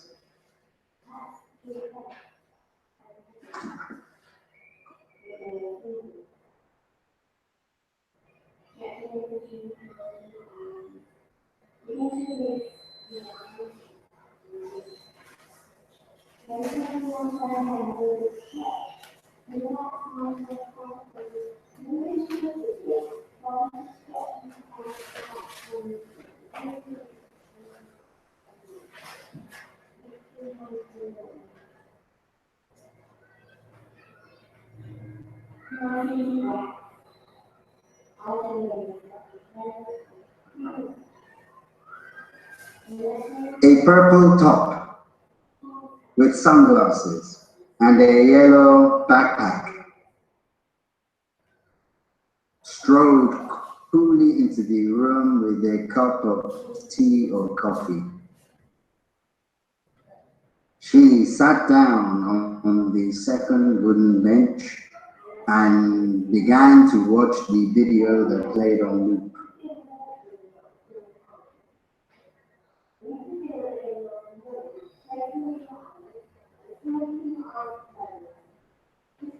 The video speaks of the speed reading apps that attempt to remove the inner voices we experience when we read or listen to something. 80% of us, when we read, we hear a voice in our own heads.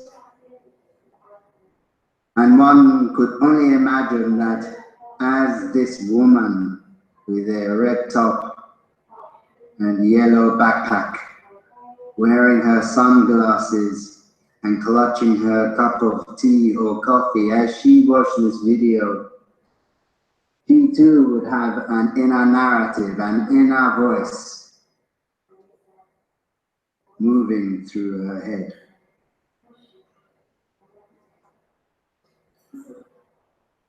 She is seated calmly, observing, listening, contemplating.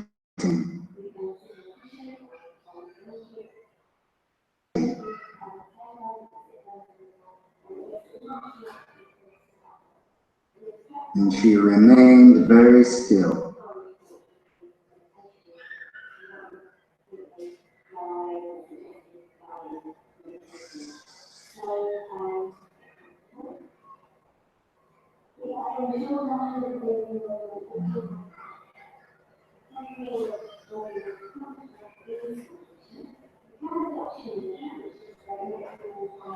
She looked down.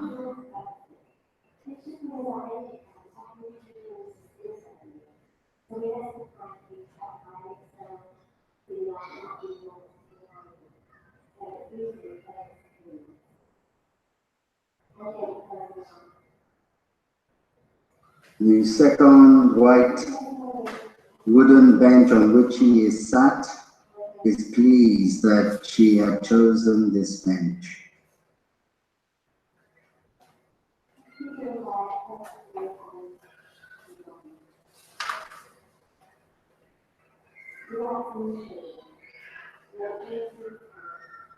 The woman moved. She checked out the room, perhaps deciding where she would actually like to stand.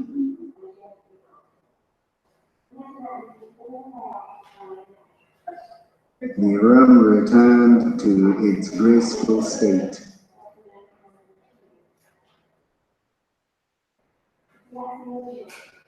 The second bench was full of joy to have supported this woman in her experience.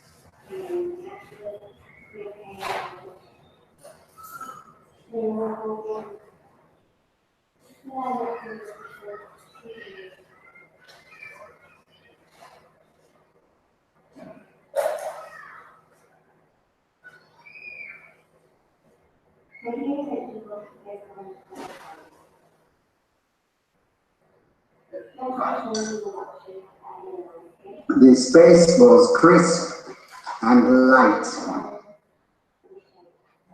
and expectant. The two benches were optimistic in their intention to be sat and seated on.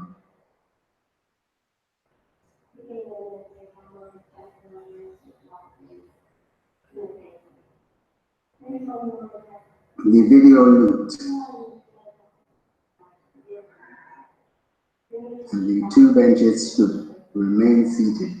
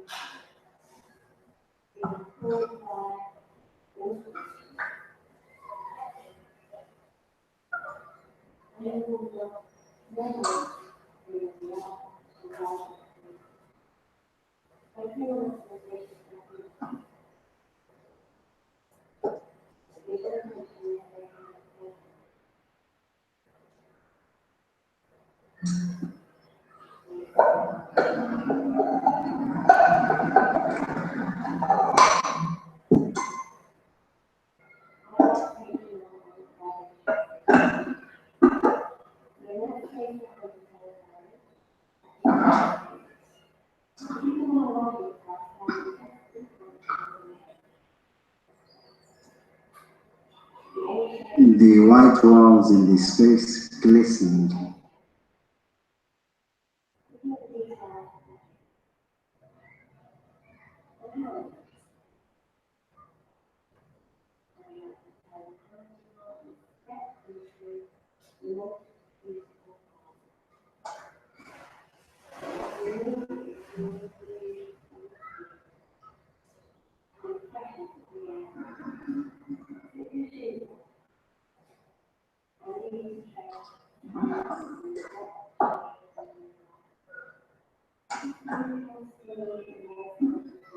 The second wooden bench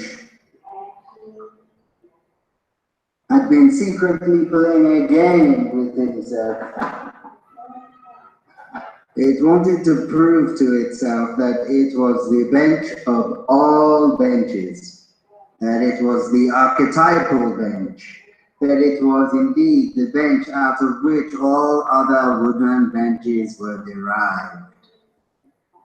The way it could prove this would be for anybody entering this space to look around the space and come to the decision that the best place to sit was on this second bench. For the most part, this is what had been happening throughout the day. But this second white wooden bench wanted to witness this consciously, wanted to see if it indeed could play a part in manifesting this. Then it would know it was the God of all benches. Peerless, without equal.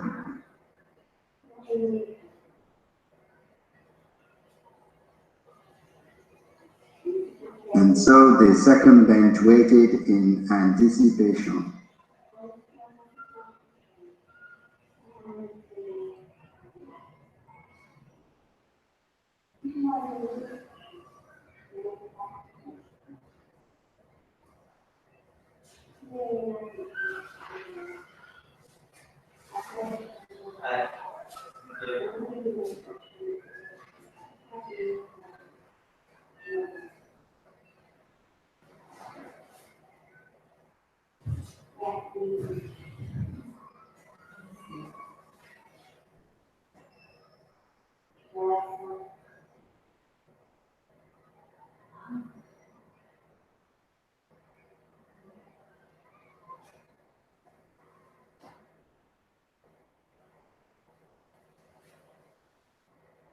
The room waited.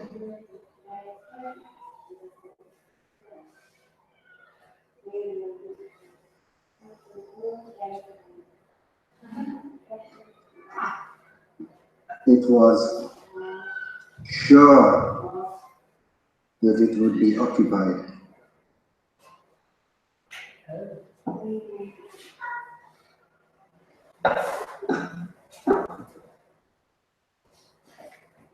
The second bench had expected that for when someone would walk into the room, they would choose it above anything else in this space. In fact, that they would rather take the weight from their feet and relax in this space. The second white bench gasped. The man, ponytail, glasses, cycling helmet, poured into the room staring, accompanied by his cycling accomplice, trying to decide where they would sit. The man takes the plunge.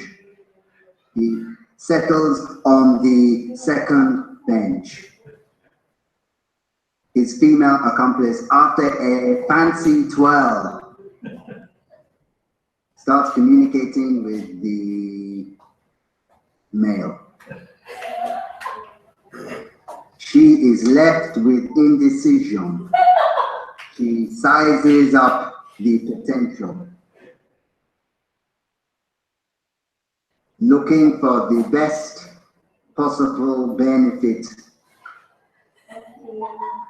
Either that or she just has decided that she walks funny.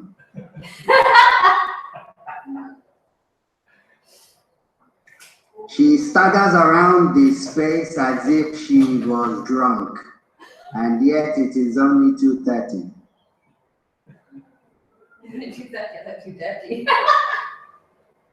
We have these two beings perched on the second wooden bench, observing the video wall and taking in their surroundings.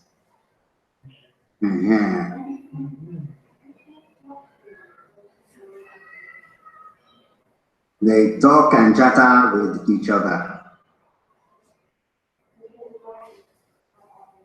The female tries to get closer to the male, putting her arm around him. The male is not sure about this in a public place.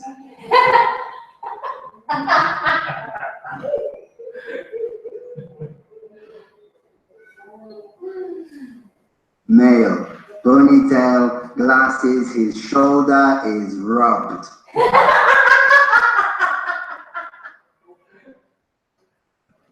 Female rests her shoulder on the male's, rests her head indeed. She rests her head on the male's shoulder. The male gently starts to rock, ever so gently, and then gives up. The two of them fall about on the second bench. This narrator does not even think they have been watching the video. They are too busy trying to sit on this bench.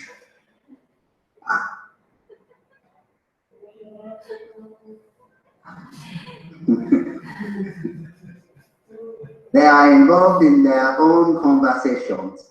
Perhaps their inner voices has a lot to say to each other. Still, they remain seated. There is a gentle rocking backwards and forwards, like as if they were on a ship. All of a sudden, they are on the deck of a ship crossing the English Channel, or at least they think they are.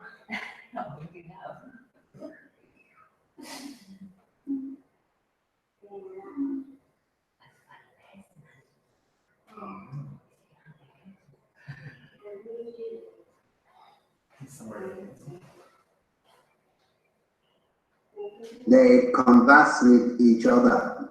They talk, they look, they sit.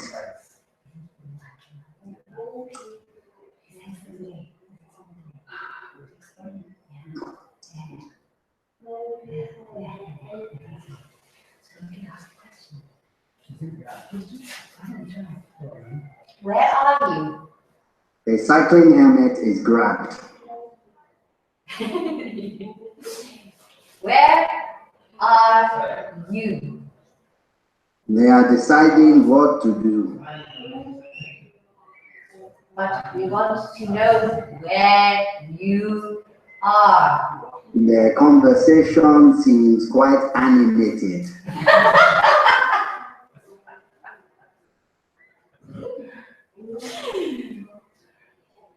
Where are you? Revealing that 80% of us, when we read, we hear a voice in our heads.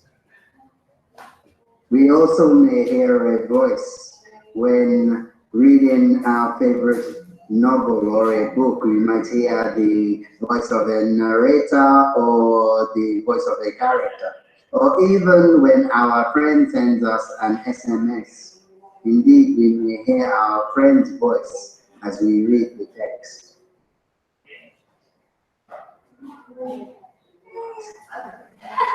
A man with a blue jumper walked into the room and stood in the corner. Perhaps he does not like sitting down.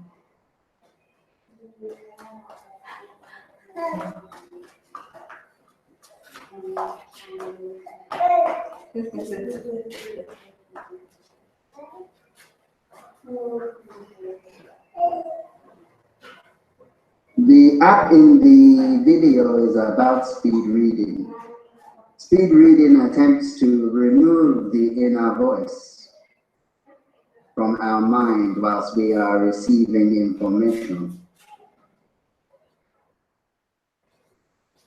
But if the inner voice is removed, does that mean we will not have time to stop and think and process what we are being given? Indeed, the inner voice might be our own inner voice, which communicates to us how we are feeling, or what we want, or what we should be careful of, or what we have forgotten, or what we have to do. Man, dark jacket, black rucksack, decides to sit on the edge, on the end of the second bench. He looks into the piece of paper that he picked up in the gallery to try and find a bit more information.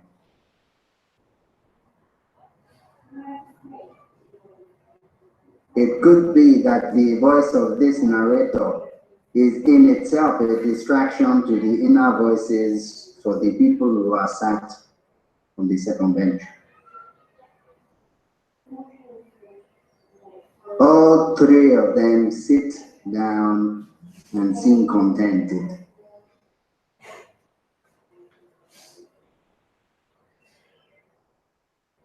The man with ponytail and glasses and grey beard refers back to his bit of information.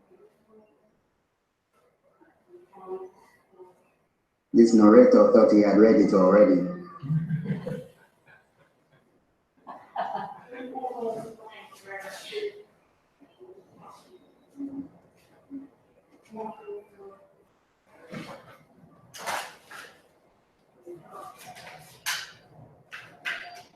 The man with the black jacket and the black rucksack, the black Adidas rucksack, he shifts, perhaps uncomfortably. Maybe he's thinking he would have liked to have had a cushion for this bench.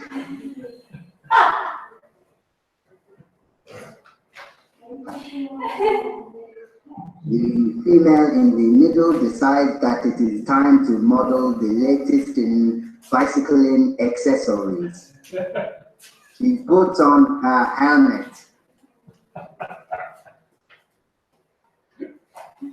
No doubt she has the latest in bicycle clips.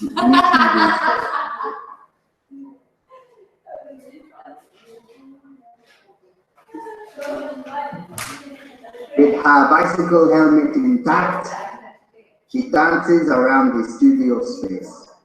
I am not sure this is what this was set up for.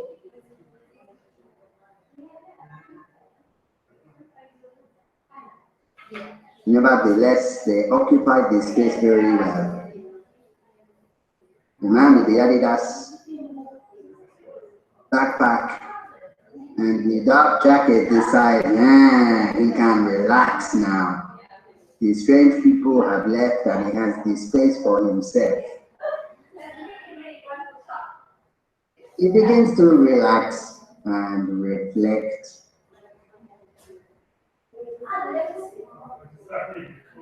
And listen and observe.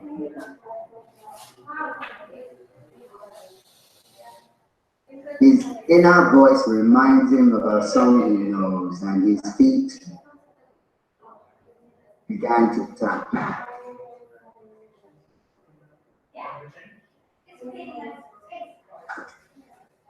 A lady with dark blue sleeves and a shoulder bag has sat down reading.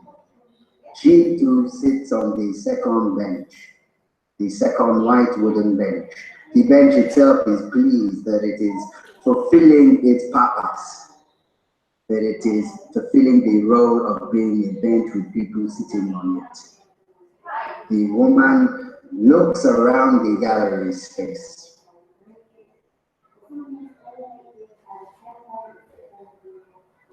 She has begun to watch the video.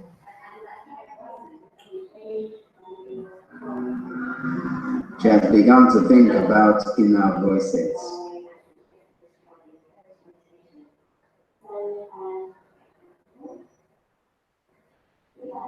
The man with the black rucksack, with the black jacket, he went to gather his things and then changed his mind.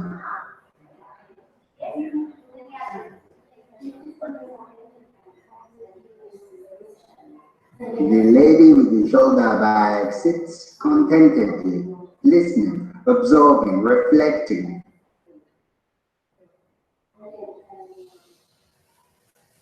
They are both inhabiting the space, contemplating.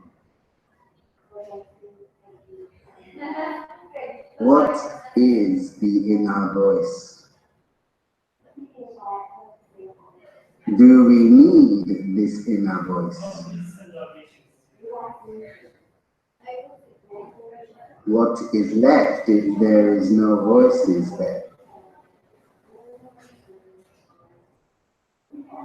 They sit and pondered.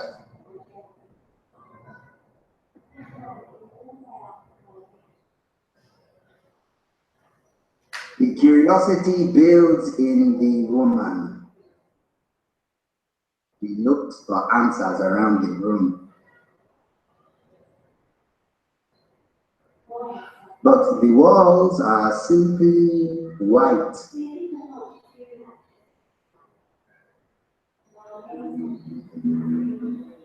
Perhaps the white walls will reflect the answers that she is looking for.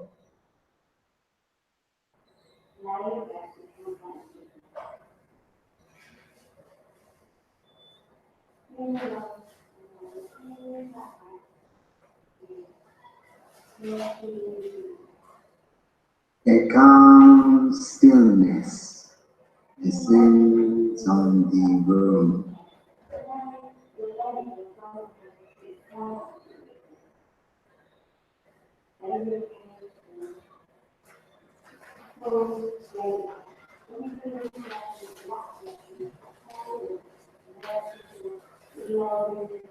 She turned her paper and opened pages.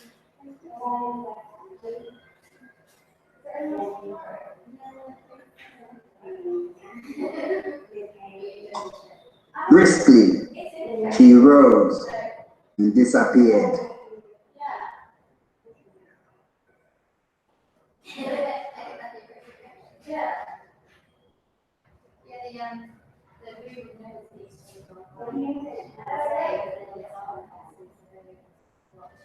The man is seated in silent contemplation. He left his backpack on his back, but nevertheless was comfortable.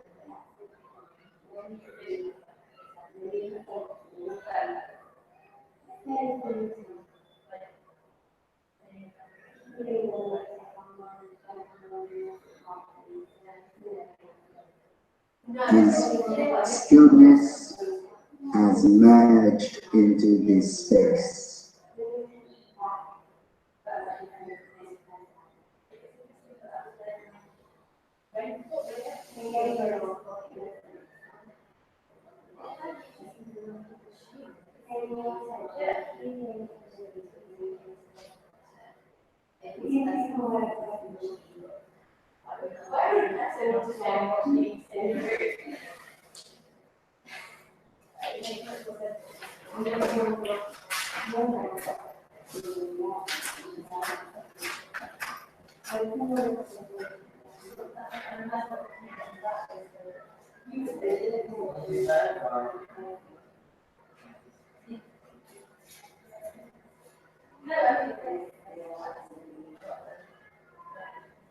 That is it.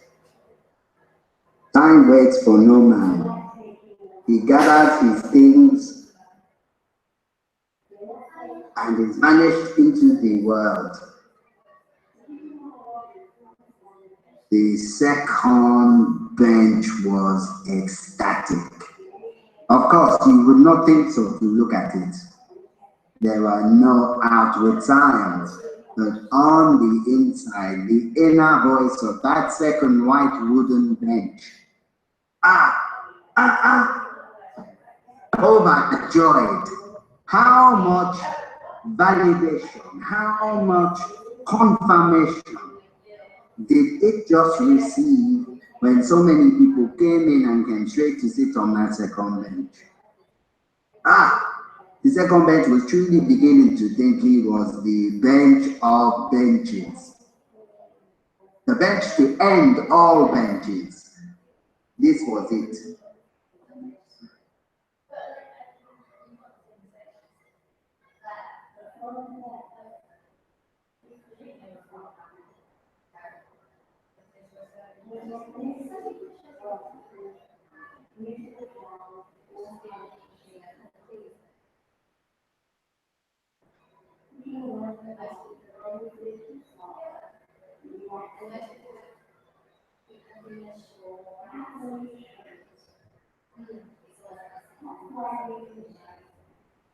The benches remained still. He roamed at peace, energized, but with pristine peace.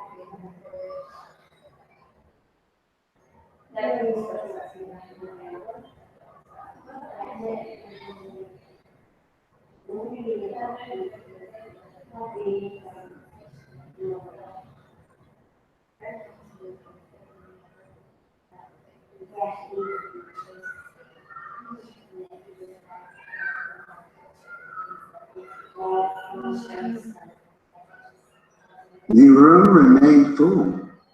It remained full, but still, full with the energy of those who had passed through it. The two wooden benches stood in their pride. Still, they owned this space.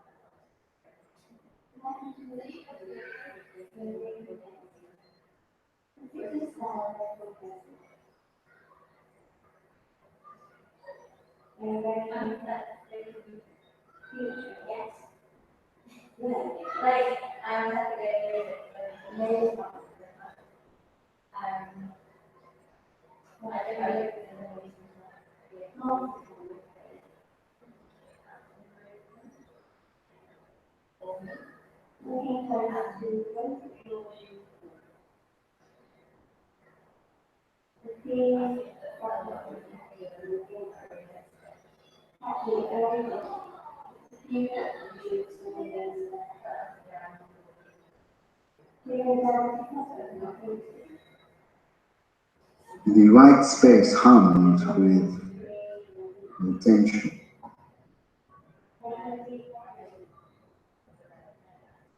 The second white wooden bench wanted more confirmation. It wanted to be elevated to supreme status. It wanted to be a deity.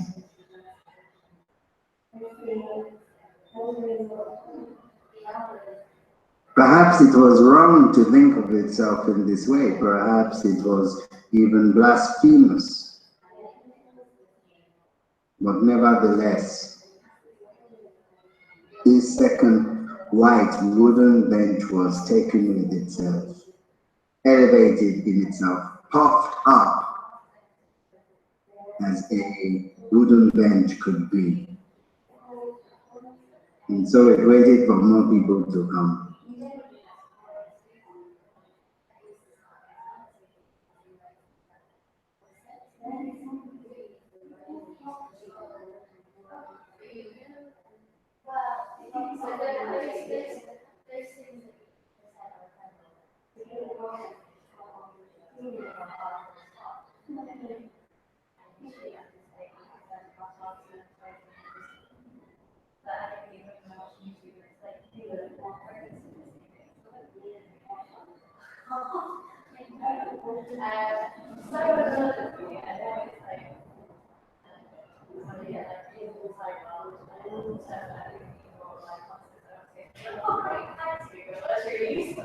So like you look and so like on a level,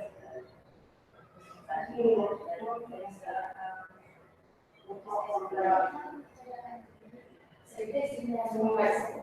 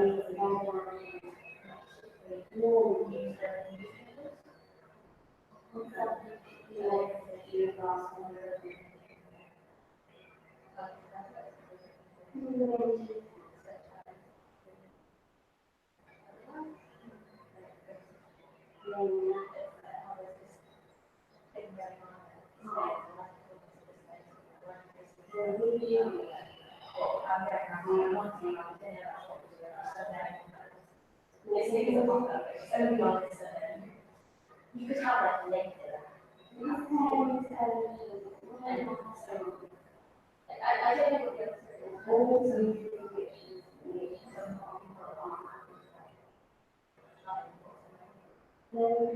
the other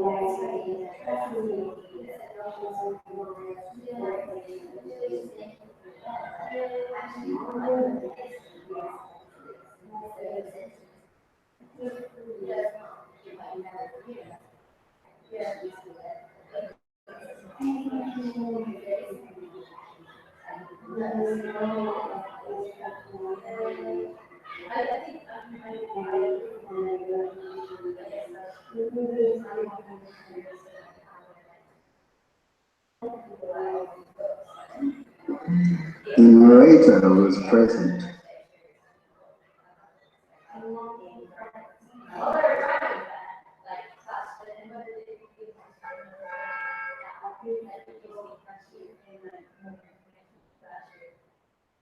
Whilst it is not true to say there is nothing in this room, because clearly there is something in this room. There are two white walls. We have an expansive floor on which stand two white wooden benches. But is there anything more in this room? For example, the contact between each of the benches and the wall, that space in between, is that something, that relationship, that physical relationship between the bench and the wall, just in the way that they are stood in relationship to the wall? Is there something that is there between the two in that relationship? Is that relationship itself, is that something? Clearly, it's not something we can hold, but there is a relationship.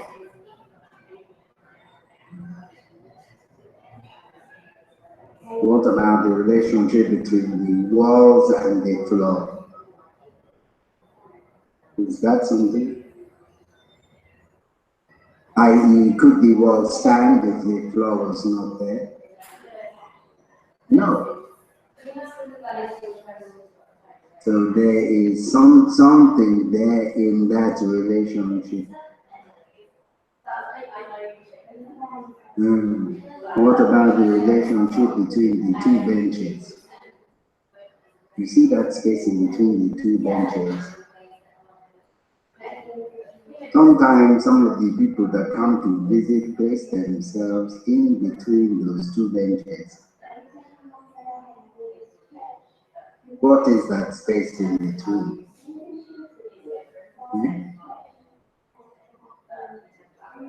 The last people that came sat on the benches and started to rock like they were on a boat.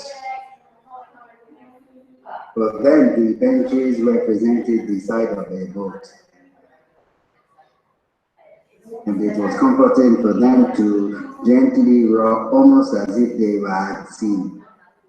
For others, when they come into this space, they will stand separate. Sometimes they will stand separate and away from the benches.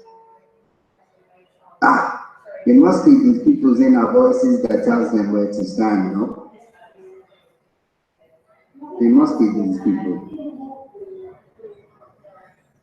Some people, they will come into the space, you cannot even see them. You cannot even see them. Other people, they will come, they will dance in front of the bench. They will make funny walk in front of the bench and then they will leave. The last one I saw, she was wearing cycle helmet. Put on cycle helmet and then she walked around the space like she was comfortable.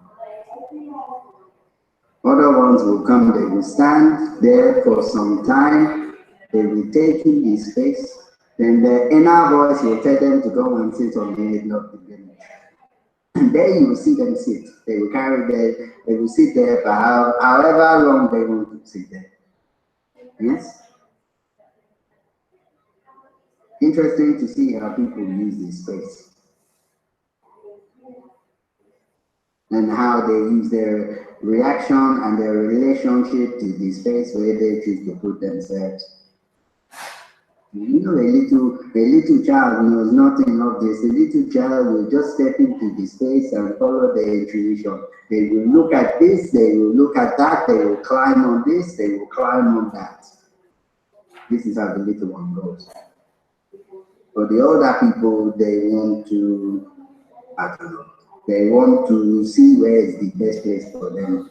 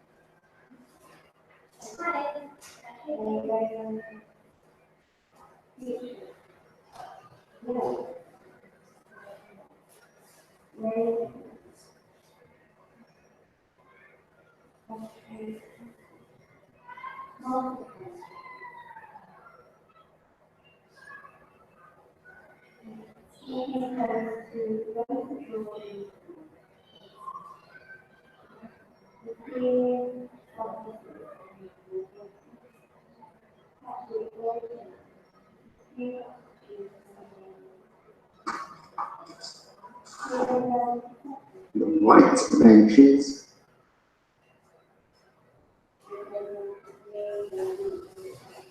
the white walls, the video playing on the screen looped round and round, sharing ideas about the speed reading app.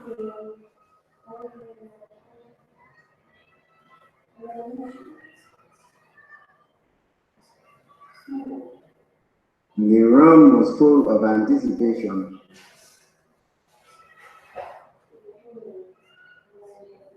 It was full of potential in this room, awaiting those who would enter and explore their inner voices in this space. Those that would be open to the experiences in this space. And perhaps the creation of something new.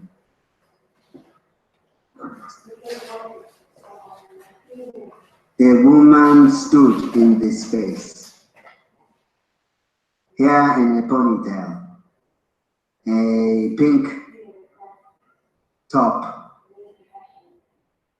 under a dark-colored jacket. She prowled around the room, made a decision, and sat down on the second middle bench. You can imagine this bench itself was again overjoyed.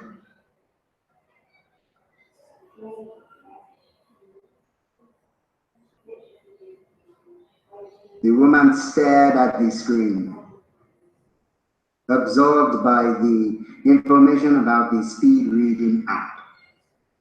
The fact that 80% of us, when we read, we hear a voice in our heads. If we are reading our favorite book, this voice might be the voice of the narrator or the voice of one of the characters. And even when a friend of ours sends us a text message, often when we read it, you will hear our friend's voice in our head.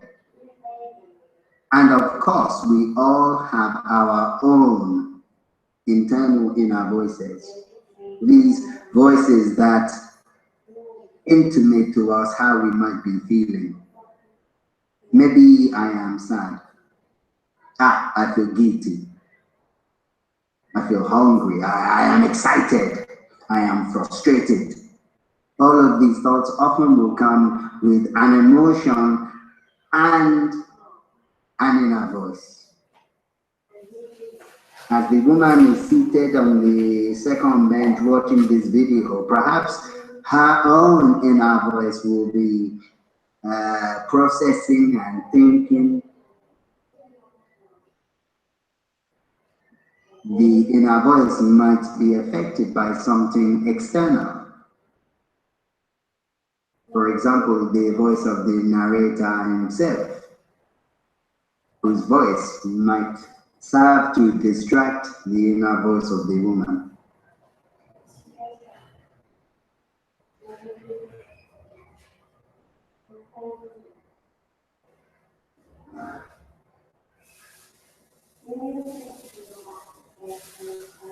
The inner voice of the woman instructed her to get up and move.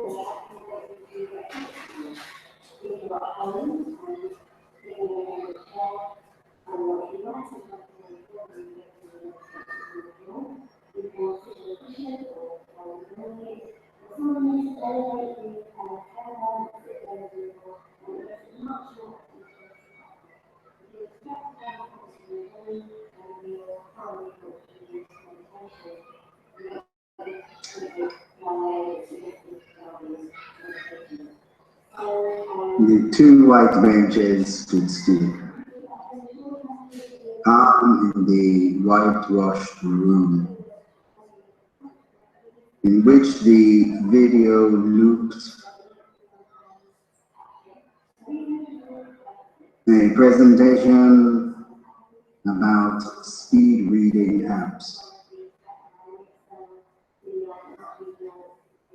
Who wants to read fast?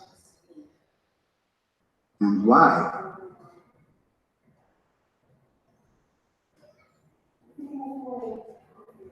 Is there not a pleasure in allowing oneself to read at one's own pace, to process, to think, to stop, to understand, as it suits the individual?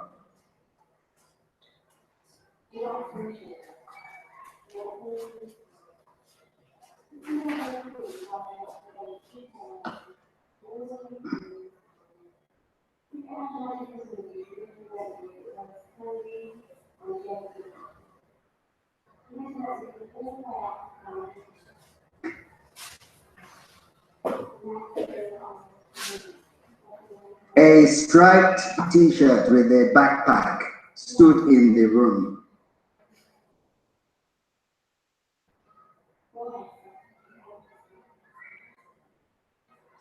Stared at the video. The striped t-shirt with a black backpack, clutching a cup of tea or coffee, perched on the second bench, perhaps as if he did not want to sit too comfortably.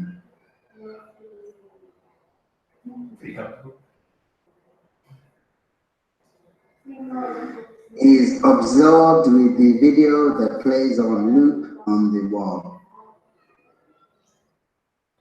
The video presenting the idea about a speed reading app. The fact that 80% of us, when we read, we hear a voice in our heads. We have a constant monologue, even when we read a book. Our favorite book, for example. Often we will hear the voice of the narrator or even one of the characters in the book. Or when a friend of yours sends you a text message, often when you are reading that text message, you will hear your friend's voice in your inner voices. And of course, we have our own inner voices.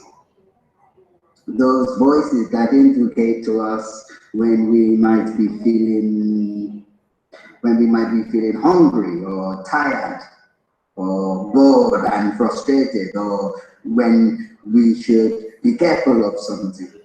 Often we might understand this as a voice that happens in our head. And furthermore, there are also external voices. The voice of this narrator in this space might be distracting. The man with the striped shirt in the space might be distracting his inner voices. And so they can be pulled and pushed. And yet the man is seated comfortably and is absorbed in what he is witnessing.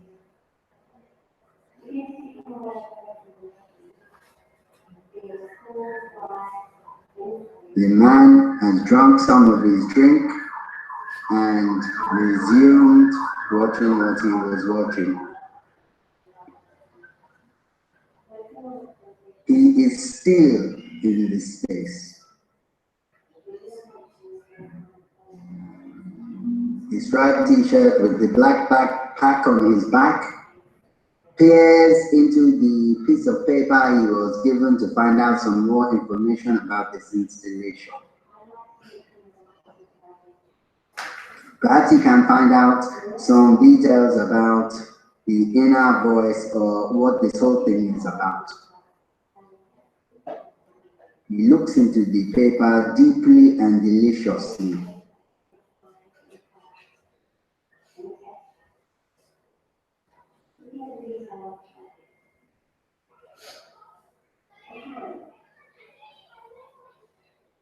He searches for answers, even putting his cup of drink down on the bench to hold the paper with both hands.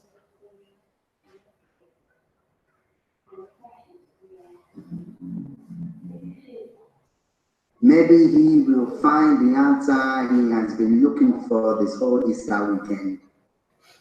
Maybe it is there in that paper. Who knows?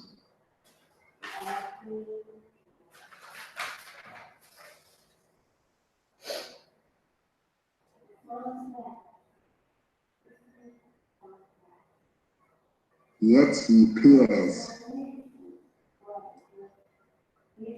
appearing to be fully absorbed in the subject matter. He turned the pages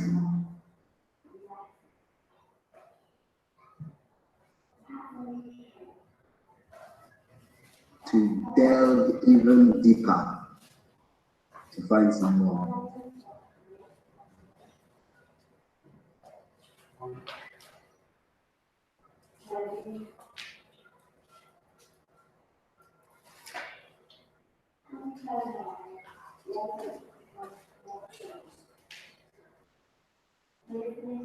He takes his drink and decides it is time for him to explore the room.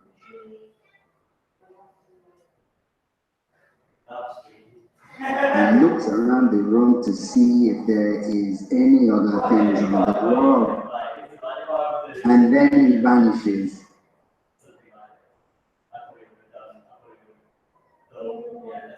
That moment has passed. The man with the stripy t-shirt, his inner voice moved him on into the weekend. So I guess it's all about the whole kind of relationship between social media and the internet and how it sort of there's a slight disconnect between the two people take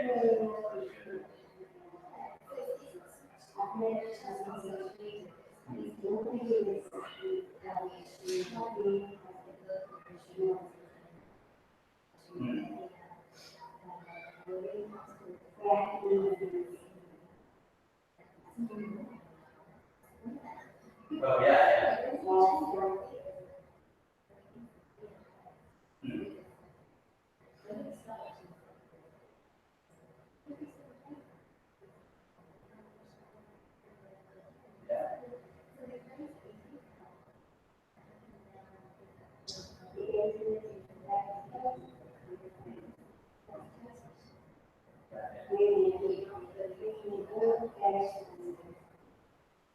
It's, I guess the weirdest thing that people have noticed is that it's not a completely transition.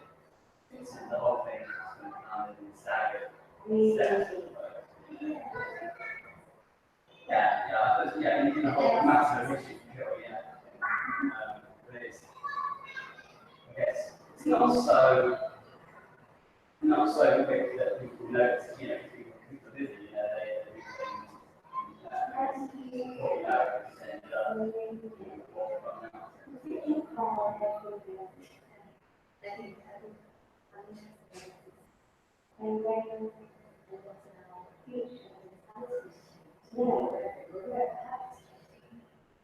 they do things, yeah.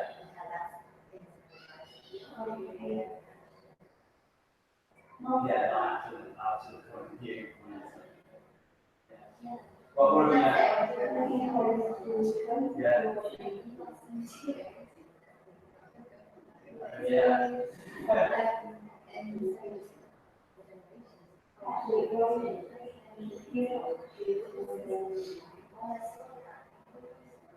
what are we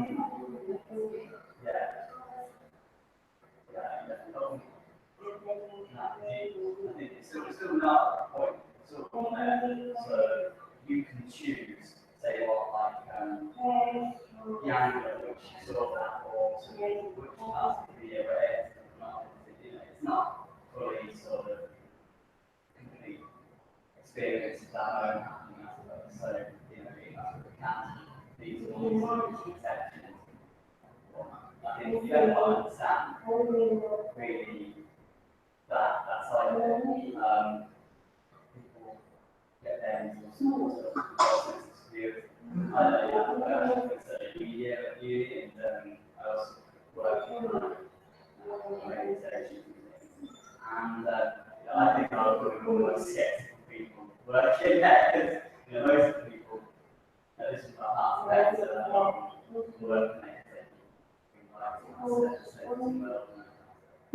whenever they can use the videos out on their Facebook page, so most of it was completely different kind of confusion involved in that.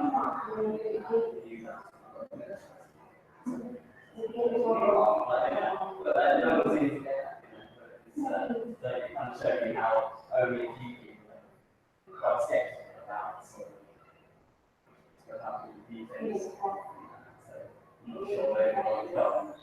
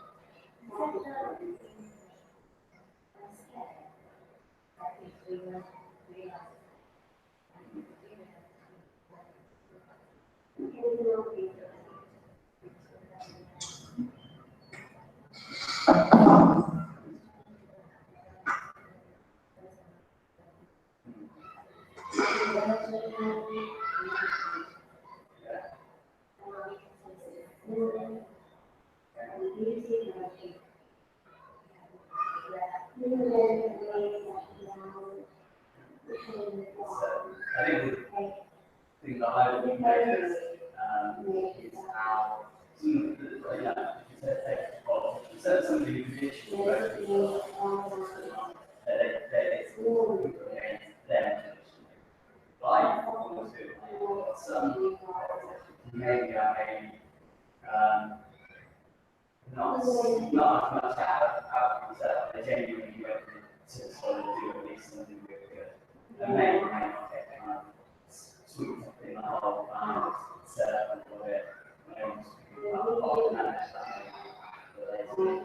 They almost seem to feel helpless as normal people as well. So even if they're trying to do something to do it, but people like me for their own goal, for example, making money, selling people, trying to help they're just whatever good thing people are trying to do, just that's it. Oh, that's true, yeah.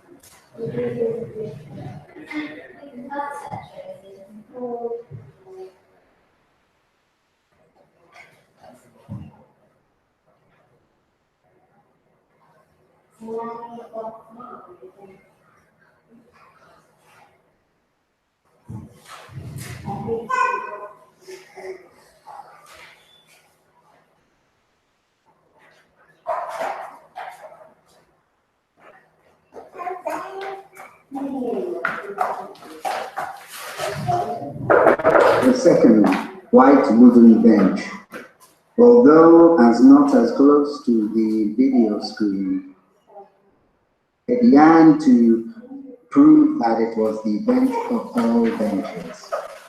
Previously, it had people come in and sit on it. A little person with a yellow coat explored the room, accompanied with her mother.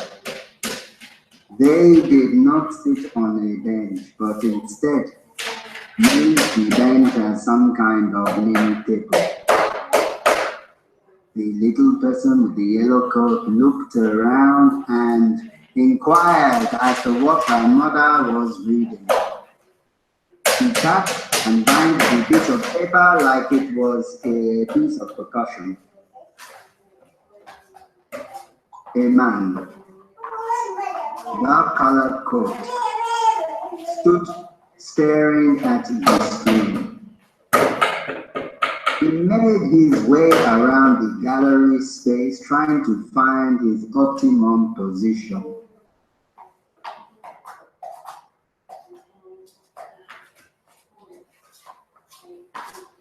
He smiled at the little person in the yellow coat and it appeared he might know her.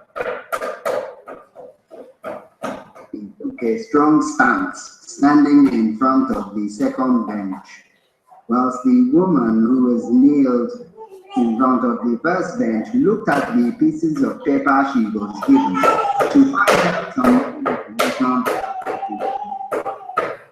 Meanwhile, the little one in the yellow coat was having fun with her own percussion band. Yes. She turned around to look at her daddy and continued to play the percussion. Who knew the first bench would provide such musical entertainment? Her mother, who had been leaning down to read the piece of paper, conversed with whom the narrator believes is the father of the little girl with the yellow coat, who now took it upon herself to start dancing. Ah, she's a good dancer.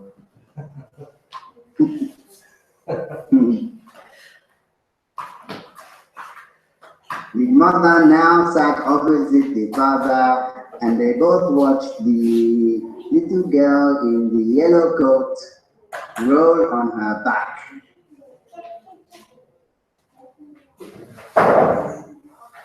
Everybody in the room looked very content. The little girl in the yellow coat dancing and banging away on the bench percussion.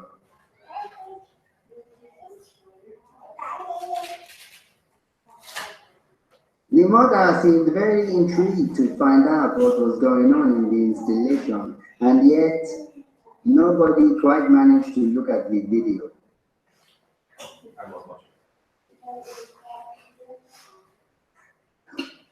The little lady with her yellow coat was very active, and the father put her on his knee.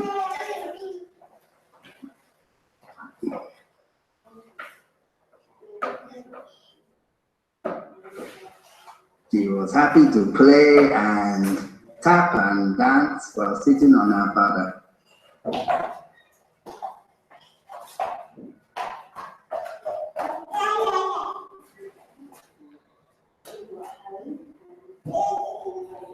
The little lady with the yellow coat is now standing on the first bench. She cannot decide whether she wants to stand or whether she wants to sit down, or even to just run around the space. The mother is running around the space with the little girl who has found one of the white walls. It is the wall that has the projection on it. And it might be that she's fascinated by the projection or something else that she has found. The father, meanwhile, sits comfortably on the second bench watching the proceedings. The little little girl in the yellow coat is having fun. One would think she was measuring the ball using some kind of technique she alone has devised. She's using the wall to walk towards her mother.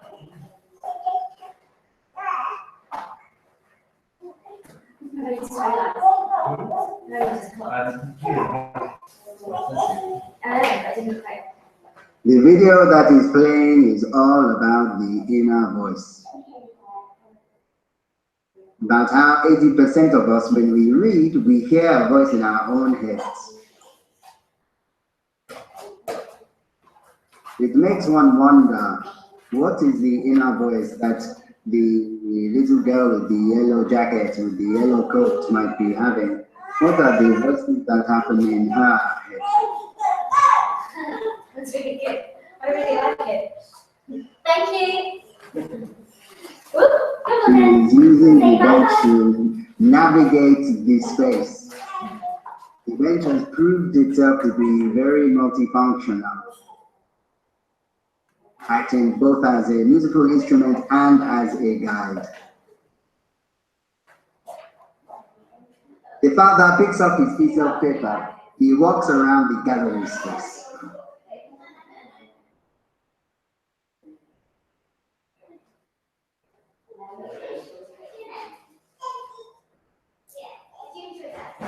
And before all is said and done, this moment has vanished.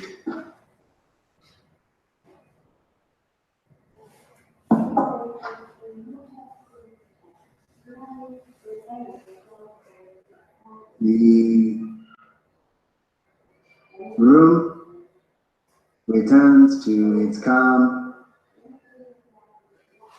peaceful state, with the white walls, the video projection on loop, and the two benches that still continue to stand, facing each other like a face-off, like a Mexican standoff, one waiting for the other to flinch first.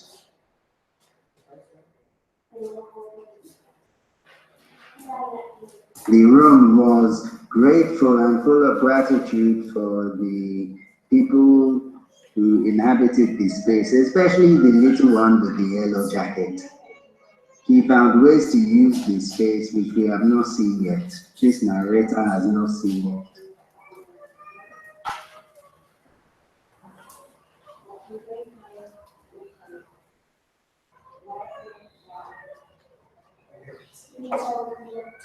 Young girl, curly hair, green t-shirt, explored the space, walked forward, then walked backward. She sat on the bench, her father, with a cap and a light-colored top, wheeled the pram around the space, placing the pram in between the two benches. The girl with the curly hair sat on the first bench, had a green t-shirt with very nice designs on the front of it.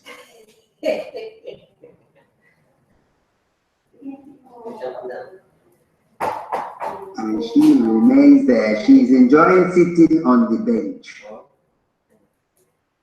She's not sure where the voice is coming from, but her t-shirt says something about don't bog. Do not bog. The little green person in the green with the curly hair was jumping up and down. That's someone saying what we're doing. Do something really weird. The father cannot decide whether he is going or coming. He keeps taking a step forward and then backwards. Let's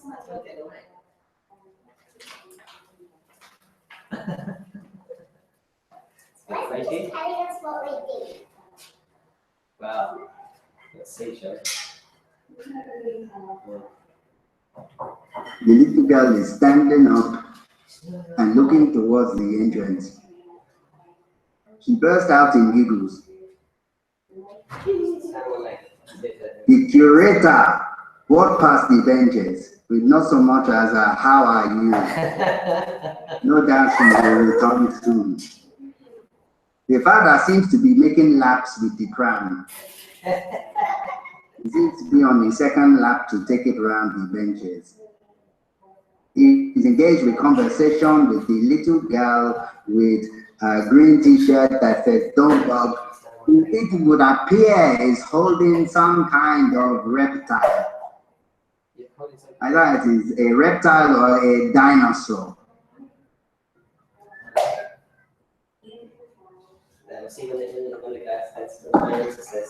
Nevertheless, both the father and the daughter seem to be very happy in this space. They explored what it is to stand on one leg and who could keep their balance longest. She dropped her foot on the floor but quickly picked it up again. She did very well, though. She did so well. Bye-bye.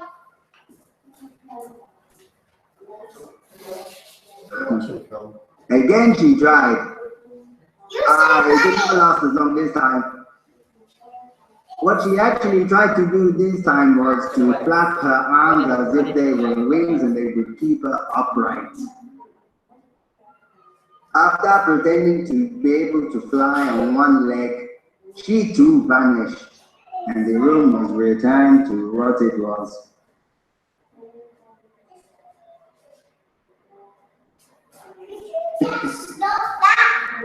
Stop that.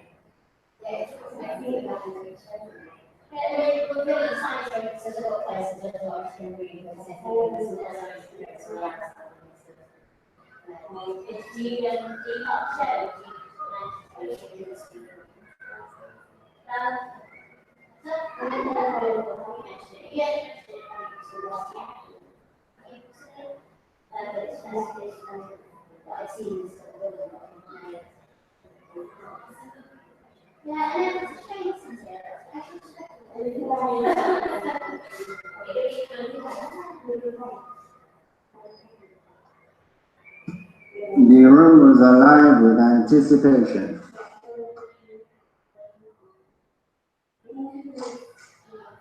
The second bench had a lot of interaction. Many people had come through and engaged with the bench for its true purpose. That simply of being a bench. That's all that was required.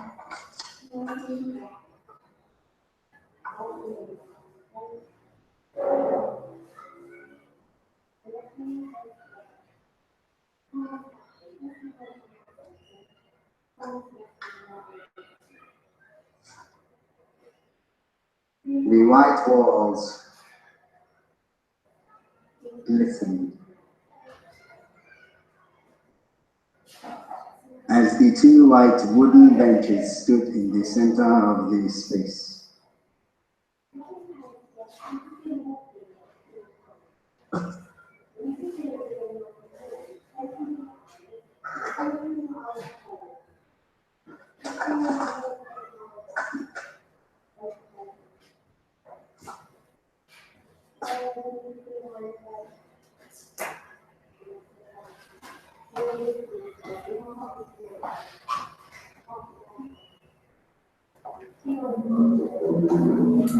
The room was full of potential.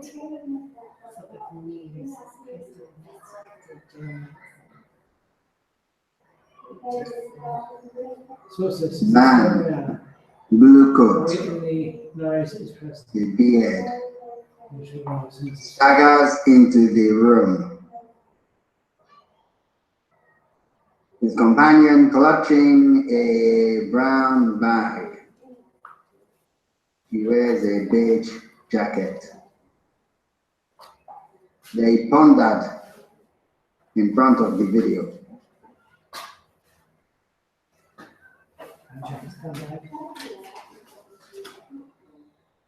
The man stepped back as if to focus. The woman with the light-colored jacket and the brown bag paced around the room. She stopped and handed the piece of paper to the man, or rather, he took the paper from her. Where is he? They listened, they reflected, they observed and absorbed. the man looked at the documentation for this installation to see if he could glean any evidence or facts or something that would be useful. The woman, on the other hand, put her green bag on the bench and decided to take the load off her feet. She sat on the bench. She was soon followed by the man who sat next to her. And the two of them proceeded to watch this video. The video presenting the speed reading app. In this app, we discover that 80% of us, when we read, we hear a voice in our heads. We also have a constant monologue. For example, when we are reading a book, this might be the voice of the narrator or a character's voice.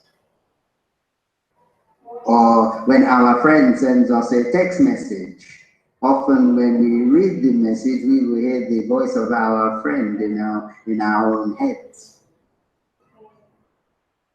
This speed reading app attempts to circumvent. It attempts to remove this inner voice in order to speed up the reasoning process. But if we remove the inner voice, what is left? If we remove this voice, is there time to think and to stop and to process in order to aid our understanding?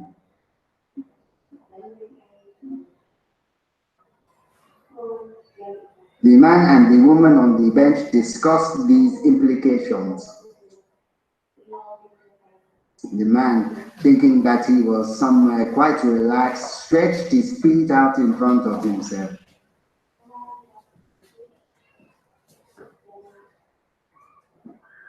They pondered.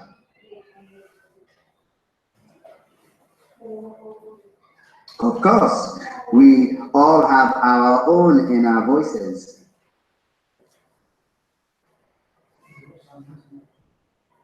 And perhaps the voice of the narrator himself is providing a distraction to the inner voices of the people who are seated.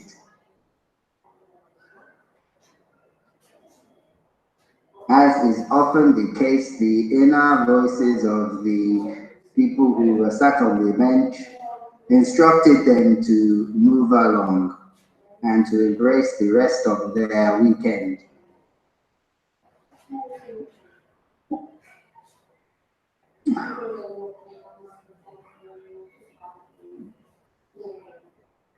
The second bench was by far the winner. There was no competition. This second bench was the deity of all benches. It was the Buddha of benches. It was the Krishna of benches. It was the Allah of benches. It was the Christ of benches. It was the deity.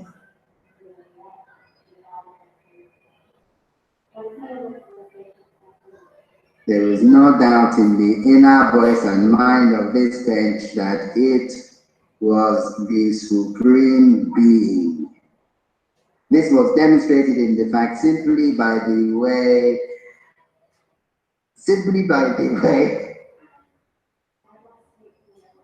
this was demonstrated by the fact that simply by the way the people would come into this space and make a beeline for this particular bench. This bench alone was worthy. It was indeed the Christ of benches.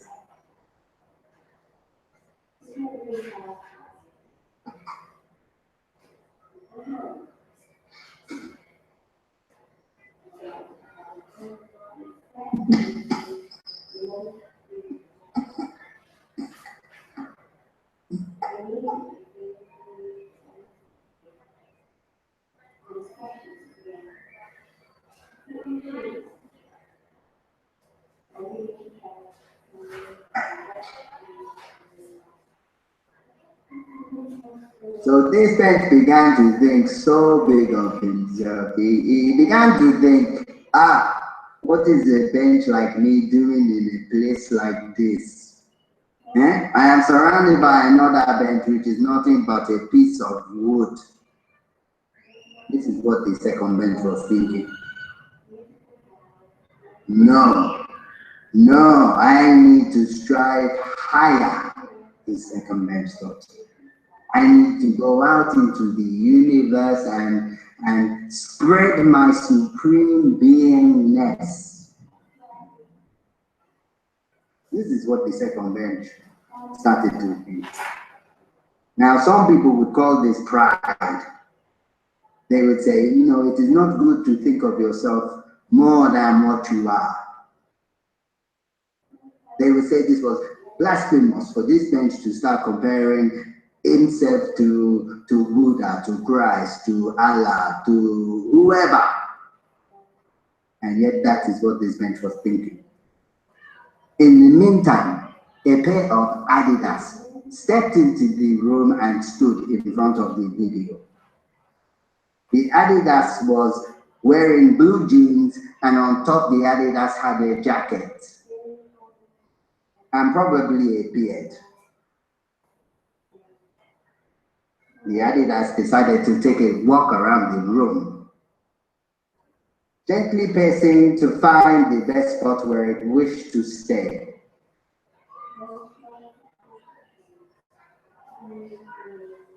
He, so the man in the Adidas was a he, decided to stop in front of the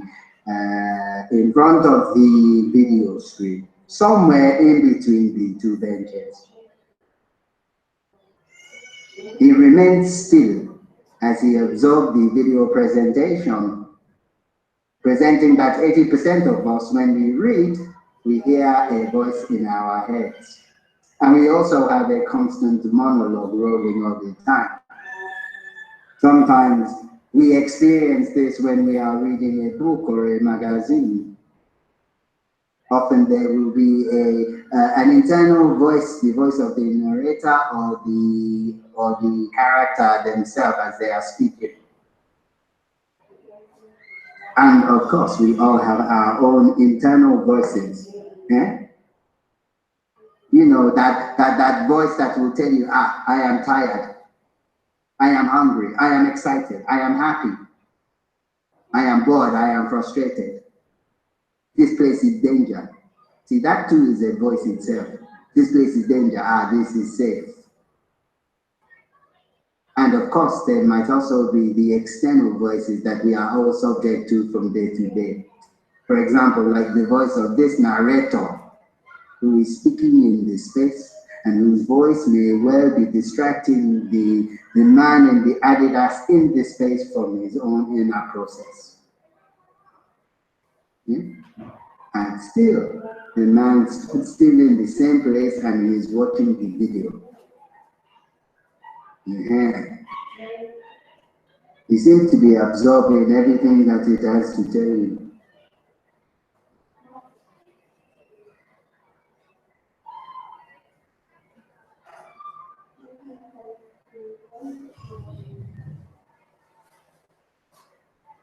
After a moment, the man pulled the pose and then disappeared out of the space. Vanished, poof.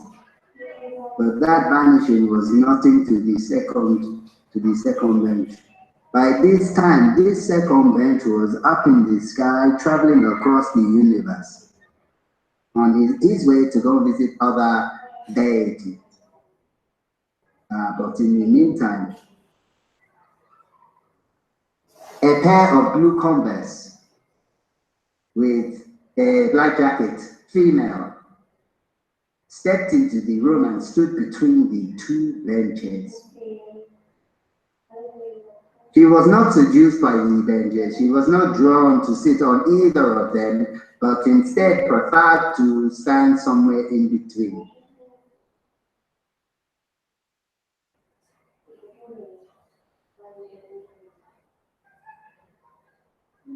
She continued to read a little bit about the information she had picked up.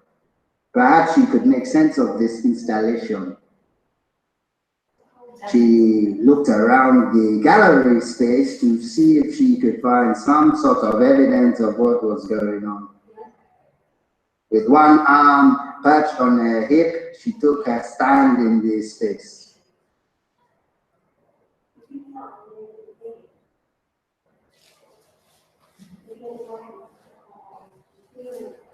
This woman seemed to be talking to herself. She took one step towards the bench at the front and then stood still again, not sitting down, not standing, but remaining standing up. She decided she would walk around the space and find a better position to be in. She walked along the side of the room, clicked at the video on the screen, and like a puff of smoke, the room was returned to its former glory. In the meantime, the second bench was still traveling across the universe, full of himself of being a deity, hoping to meet perhaps some of the other incarnations of deities. This was the Christ of benches, the Buddha of benches. Pleased with his alliteration, this bench decided to return back to the gallery space. To return back past the solar system, through the solar system, past some space-time continuums, and all manner of strange things in this universe. But this Buddha of benches was on his way back to a gallery somewhere in North London. Satisfied with himself, full of his own self and his own self-value.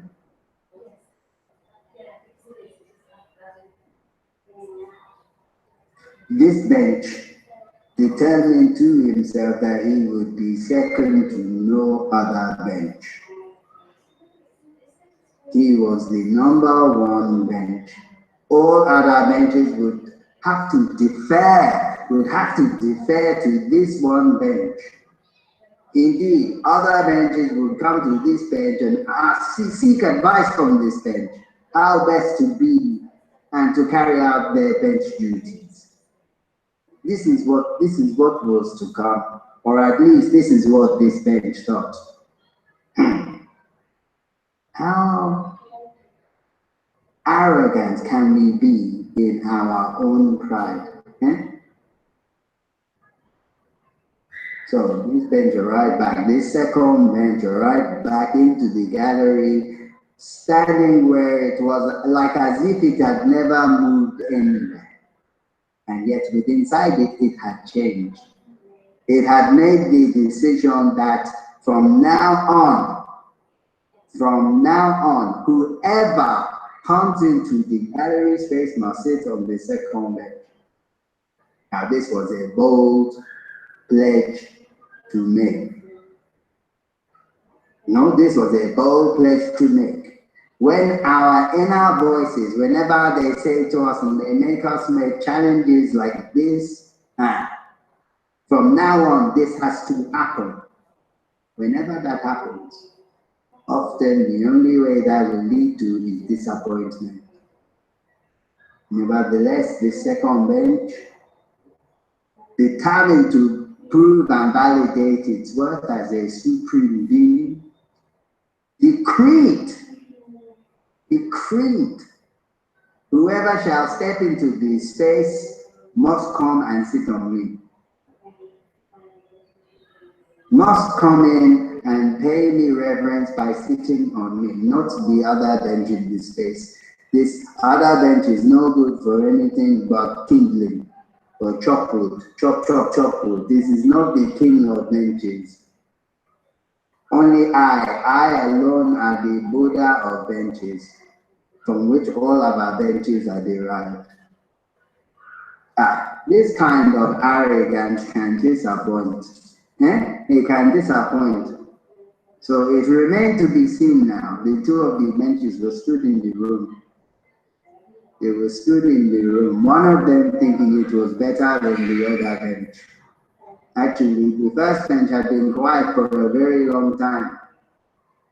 But the second bench, he felt it was big now. But only time will tell. Only time will tell. The second bench said, anybody that comes there, little person, or when they come in, they must sit on him, because only in that way will they show rep. Which of us has that kind of control? That we can control the actions of somebody else? Who has that control? How do we control the inner voice of somebody else to make them do what pleases us? And furthermore, is that something we should be seeking to do anyway? When we seek to control somebody's inner voice, are we not manipulating them? Are we not involved in manipulation? And here we have a bench, bigger than himself, calling himself the Buddha of benches, even the Christo of benches. And he's trying to make rules that people coming to this place, they must sit on him. I think they call this, what is it they call this? Is it hubris? That word, hubris. Yes. When somebody is so full of themselves, they cannot even see their own weakness. If this bench is not careful, they will send him to the second-hand shop. They will paint him like, make all sorts of messy colors on top of him and send him to the second-hand shop. Let somebody go and buy him and put him in their house. Who does he think he is? So we shall see. In the meantime, the room remained.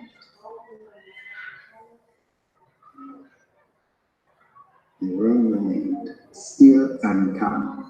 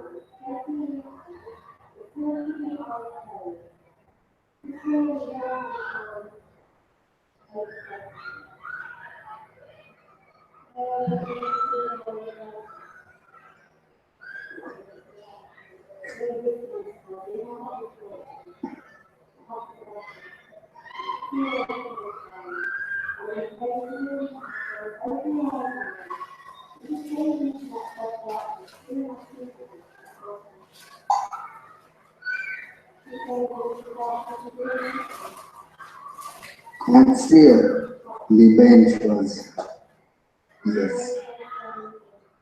And still, the bench was hiding itself, not hiding itself, standing there ready to, somebody walking. The second bench was pleased. A woman with a scarf and a jacket, a dark jacket, walked straight into the room, made a big line for the second bench and sat right down. The second bench was pleased. The woman sat on the second bench would have no idea how much the bench itself was pleased as she was sitting on it. The woman herself had no idea where this bench had been in terms of his inner voice. The universes that this bench had traversed to demonstrate its deity, to demonstrate that it was the Buddha of benches. And here this woman came straight into the room as the bench decreed and came and sat down straight away. She sat there reading reading the document, hoping to understand something about this installation. What is this about? Something about technology and voices and our inner voices. On the wall is a video. The video presents us with the notion of a speed reading app. It tells us that 80% of us, when we read, we hear a voice in our heads. That voice can be something like when we read a novel or a book, we hear the narration in the book, or we hear the voice of one of the characters. Or when one of our friends sends us a text message, as we are reading the text message, we can hear the voice of our friends in our ear. Yeah? And of course, we all have our own inner voices. For example, this woman that just walked in and sat down on the bench, she is seated. She's wearing a gray coat, and it looks like she is carrying an orange bag or something. She came into the room, she looked around the room, and her inner voice told her to sit on the edge of the second bench.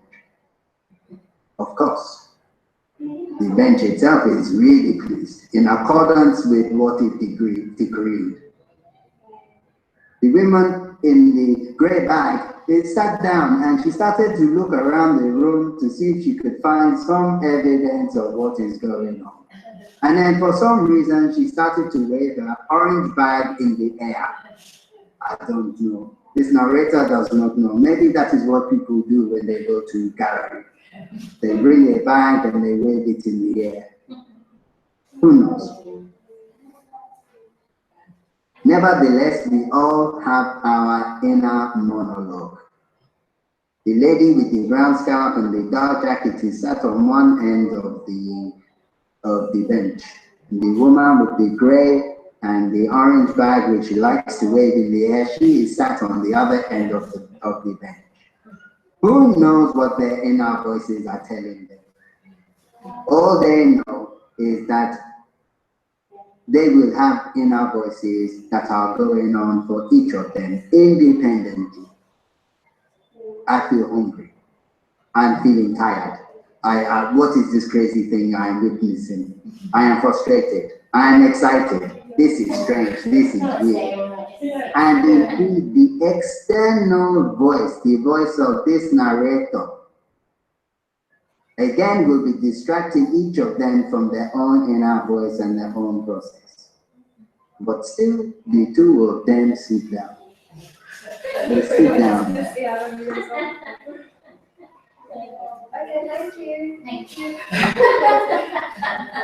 They sit down there and they ponder. They ponder. They are reflecting. The lady with the gray coat and the orange jacket is convinced. They're convinced there is something behind her.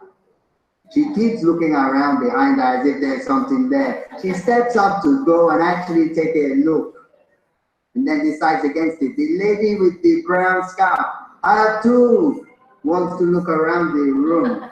She's inquisitive. She walks right up to the video and stands in front of it. And bear in mind, they are simply in a white room. And yet she looks, and she looks, taking it in. And before you know it, the two female jackets that were sat in the room have vanished. They have taken their inner voices with them. Yeah? You would think it was an act of generosity that they would at least leave a little inner voice to sit on the bench. Yeah? They came in, one of them waved her orange bag around, and the two of them stood up, and when they are ready, they left, and they did not even leave a little voice on the bench for the next person to pick up, to share. People these days, oh. People. But still.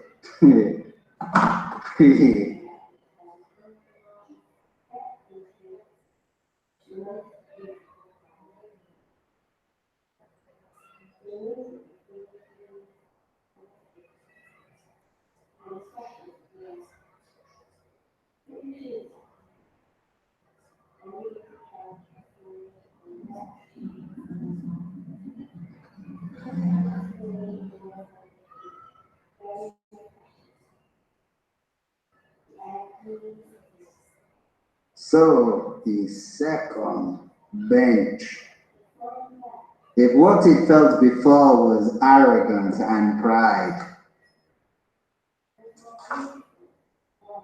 what it was feeling now was on the verge of dictatorship. Yes, this level of power where you pronounce something and it manifests at your whim in the moment where you pronounce it. What would that do to a bench ego? You know the ego. We all have ego. But sometimes we have to keep that ego in check. And here we have a bench that thinks it is a deity going around calling itself the Christ of benches. At this time when it is Easter, it is Easter. We have a bench going around saying that it is the second coming. God forbid. This bench does not find itself as far away before the weekend is over. It's too much, I tell you. It's too much. People everywhere, they coming up with claiming that they are the prophet. That I am this, I am that, I am this, I am that. And here we see it.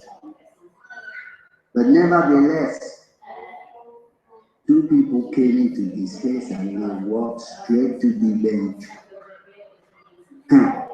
I mean, who would not feel some kind of control or power, having traversed the universe, having gone from this place to the farthest reaches of the universe to encounter other beings,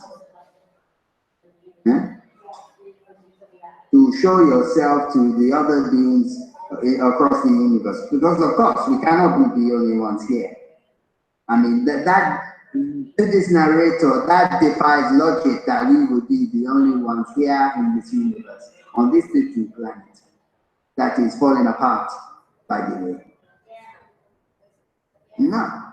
So this bench is traveling around the universe, meeting up with all these other beings, telling these other beings, I am the Christ of benches, I am the Allah of the tree, of the seating, I am the Buddha of the benches. And what is this? What is this? And then as soon as it comes into the space, it upsets the whole dynamic in the space. The space itself is started off as being light and quiet and peaceful, white and crisp. The floor itself was young and did not say nothing to nobody. The floor. Still, everybody comes and they are supported by the floor. The floor gives them all the support they need. When the people come in, the floor does this.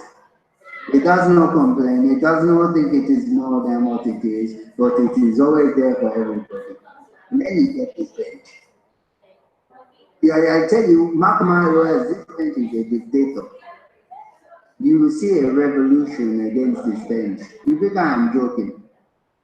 Galleries across the country, you will see the minor benches in these galleries, they will rise up against this bench. Because this bench will be taking power.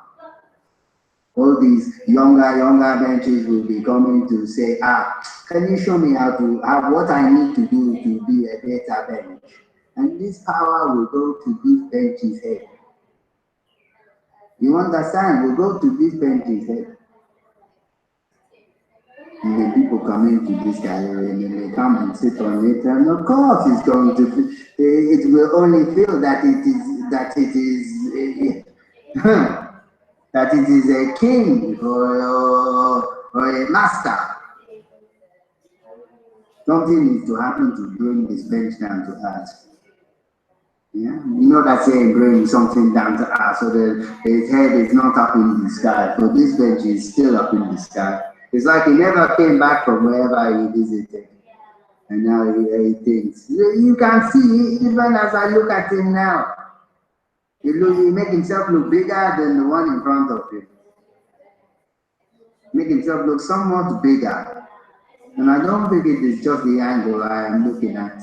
It's not about perspective. This bench is up himself. Mark my words, I tell you. He is up himself. We shall see. He needs to come down a peg or two. Maybe the next people that come into the gallery, they will teach not to sit on him. Yeah, that will teach him a lesson. He will learn from that lesson. He will learn.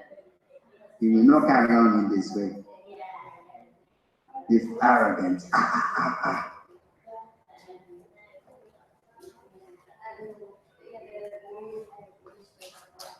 Have you seen this before? It was too much. This new way of speed reading where you just watch the red. So the next people that come in, maybe they will have the mind that I don't want to sit on this bench now. Just as we speak, the lady comes in, a white cardigan, 25 minutes. with her friend, a young man with a black jacket. He stands somewhere in the middle. The second bench is apprehensive. He knows what will happen, but he is not sure. Will they sit down? Are they going to sit down? The lady with the white cardigan, she is clutching her black handbag under her right arm. Her companion with the black jacket, they are staring at the video screen, trying to make sense of what they are looking at and perhaps what they are hearing. None of them have decided to sit down as yet, but the lady seems to gesture and indicate. They converse with each other. They are talking. The lady is edging slightly backwards as if she would sit on the white bench. For some reason, the young man is waving and smiling as if he knows somebody in the sky. The second bench is happy. They have sat down. The bench's ego will rise still. Nevertheless, the woman with the white cardigan and the young man with the black jacket are comfortably seated in the chair. They are watching the video projection about the speed reading app. It is rolling on the video on the wall. It is the one that tells us that 80% of us, when we read, we hear a voice in our heads. An example of this is when we read our favorite book or even a magazine. Often we will hear the voice of the narrator or a character in the book. Or another example is if our friend sends us a text message. Our friend sends us a text message. As we read that text message, we will hear our friend's voices in our head as we read the message. And of course, we have our own voices in our own head. The voices that indicate to us whether we are hungry, I'm tired, I am frustrated, I am excited, I'm pleased to see you, I want to do this, I do not want to do that. Be careful about going there, or it's safe for me to do this. These are all voices in our head. And then, of course, there are the external voices, such as the voice of this narrator, who, as I am speaking, I am possibly distracting the voices of the two people in the gallery now, distracting them from their own inner voices and their own processes. So this speed reading app would attempt to remove those inner voices so that we can do the reading quickly. But my question is this: if we remove the inner voice, do we not remove the time to stop and to think and to process in order that we can fully understand? What's the point of being able to read fast if you do not understand what you are really reading? Eh? So the woman in the white cardigan with the black bag under her arm and the man, the young man with the black jacket are absorbed. They are contemplating.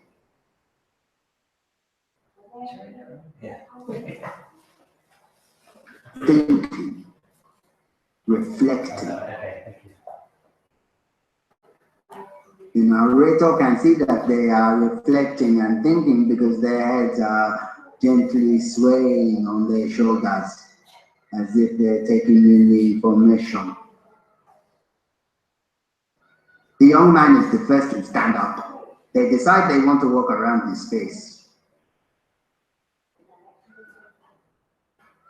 They go first in one direction, but their inner voice has led them the wrong way, and they turn back and move out in the other direction. Wow! The bench eagle has landed. There is no stopping this bench. Perhaps this bench could be the leader of North Korea. Who knows? But what we do know is that this bench has some ideas of itself that far surpass what it is. Yeah? It thinks it is so much more than what it is. It came back from its travels, it came to this space, and it decreed that anybody that steps into this space must come and sit on this bench. And that is exactly what has happened.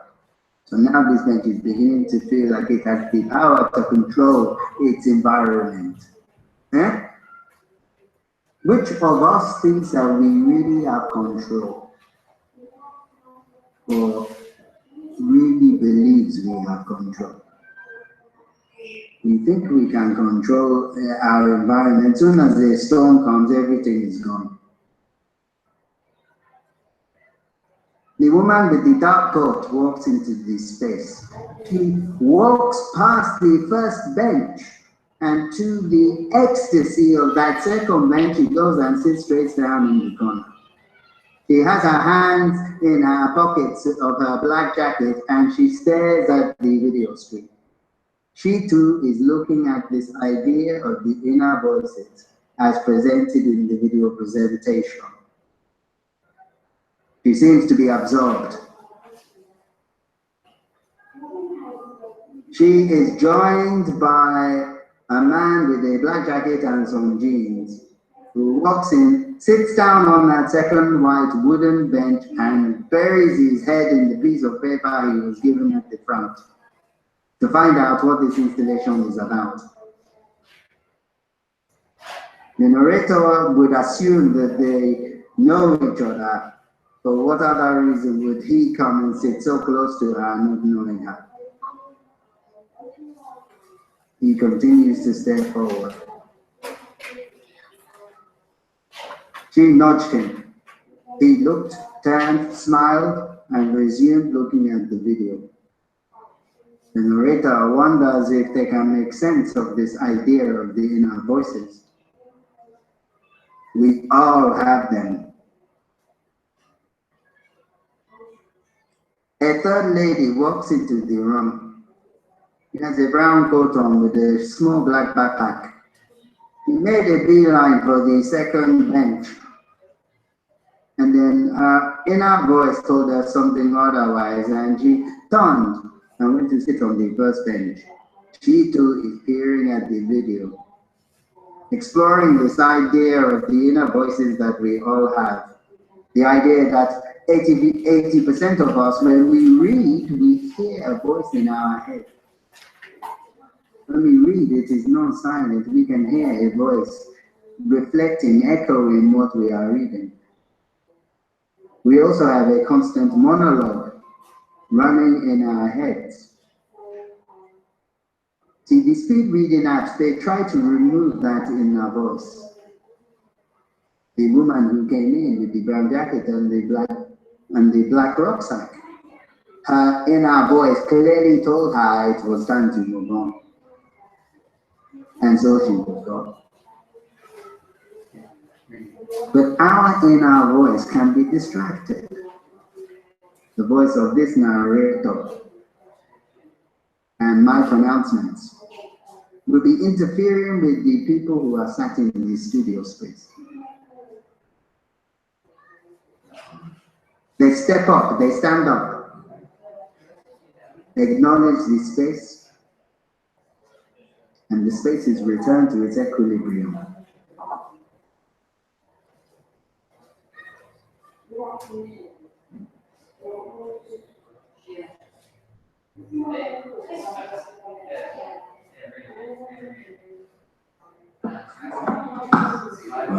Apart from the last lady who was not sure where she wanted to sit, the second bench will treat this as an aberration simply because she did not know where to sit. The second bench will take it as confirmation that all the people that he said will come into this room will come and sit on it. Everybody apart from one came straight into the room. Some others even walked past the first bench to come and sit on the second bench. And that's why the ego has landed. When this exhibition is over, I think it's time to take this bench, lift it up, and don't put it on the fire. Don't put it on the fire. You cannot have a bench going around thinking it is a deity. It is not right. You cannot have a bench on Easter. At the time of Easter, have a bench going around saying it is the Christ of benches. What? This is blasphemy, yo. When the sky is shut tomorrow, if you come tomorrow, you will see one bench. You will see only one bench on the floor. And that one bench will not say nothing. He will be quiet because he will know what happened to the second bench who felt he was bigger than what he was. This is just a bench, this is just a bench. And yet he's thinking he can control the environment, he can control the gallery space, he can do this, he can do that. No more. Firewood for you, my friend, firewood.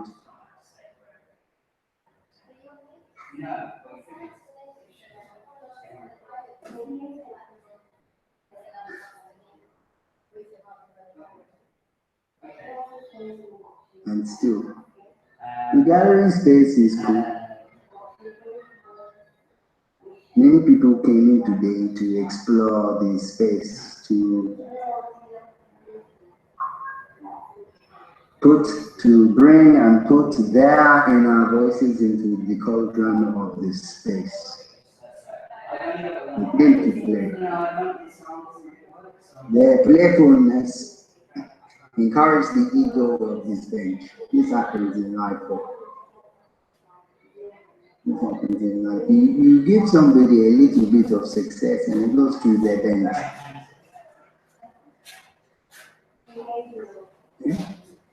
They go where they come by, they think they want everything. You think they can tell you what to do with this, what to do with that? Let's see if somebody else will come now. It's not too late for this bench to be put in its place. It's not too late. Not too late. Let him come now. One person will come and sit on that front bench. You will see. You will see. Watch out, this bench will shoot before your very eyes. A young girl, two young girls, one in pink, one in gray. They stride into the room and they're looking around. It would appear we have the whole family here. The girl in the gray, she goes straight to the second bench. Her little sister in the pink climbs up onto the bench. The father stands behind looking at the TV screen, looking at the video projected on the wall.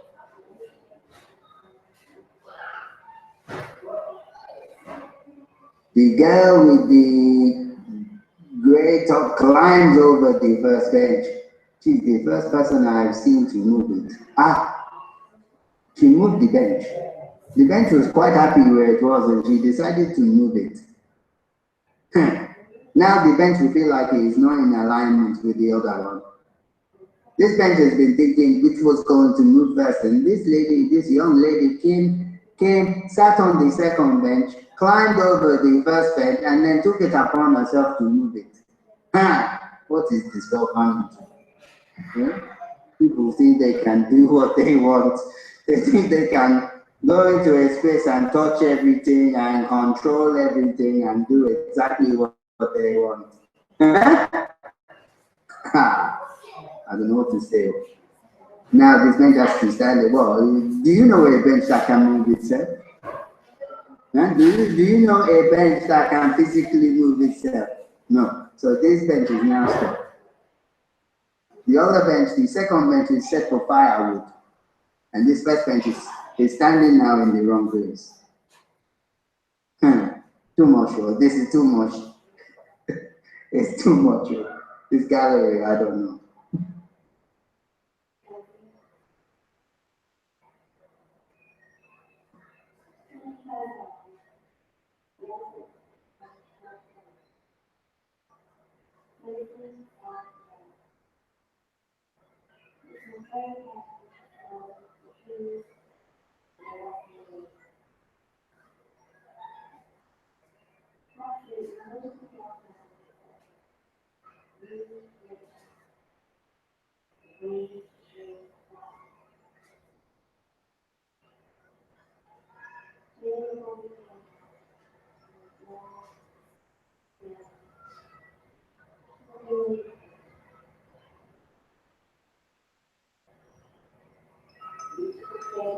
So how is a bench supposed to put itself back together? This second bench will be known up to the first bench. It has no use. He cannot say anything. This one is only concerned with himself.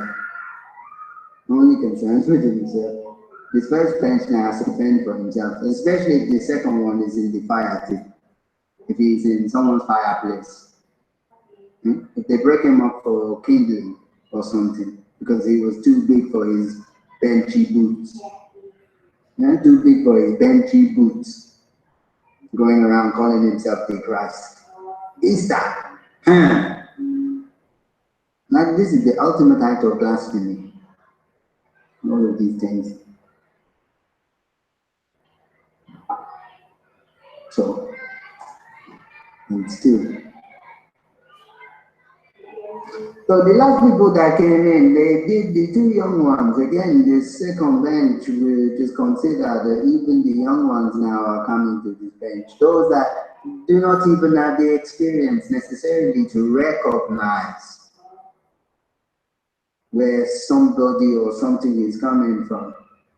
And yet these two people still came to this bench. They still came here. This cannot continue like this. Cannot continue. The gallery itself is bigger than any one piece of it. The gallery itself is bigger than any one bench. There is the floor, there is the other bench, there are the walls, there are the video projection on the wall. It all contributes to making this space. And yet this second white wooden bench thinks that it is the special one, the chosen one, like some football manager. The chosen one. Thinks it's okay that he can travel around the world and the universe and come back and then just display his arrogance. This is no good, though. Be careful you do not find yourself burning by the morning, by the end of the day. Let's see now, some people will come in and sit on the first bench. That bench has been empty for a long time.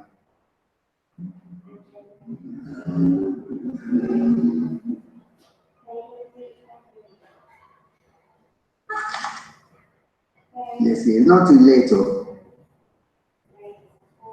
It's not too late. As they say, it's not over till the arrogant bench is burning. What, you have never heard that saying?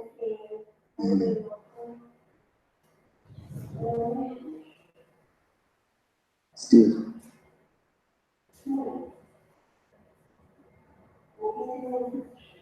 We shall see, we shall see.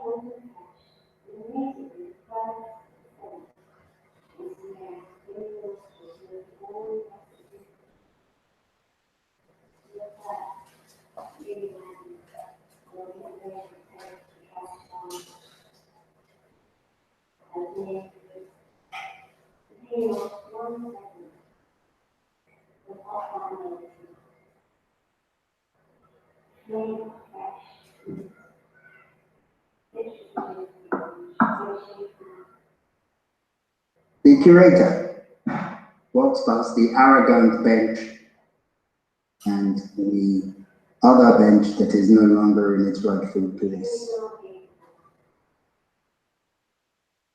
He does not say anything to them.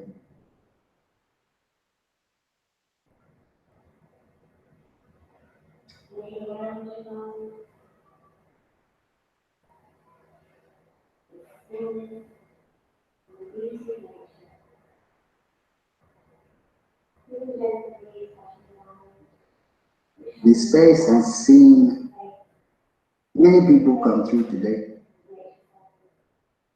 Some came to play, some came to climb, some came to tap out as if the bench was a piece of percussion, some danced on the bench, some wiggled and walked around the bench. Many people try to find themselves somewhere in relationship to the bench, either sitting on it or somewhere in the space around it. All of them thinking about the inner voice.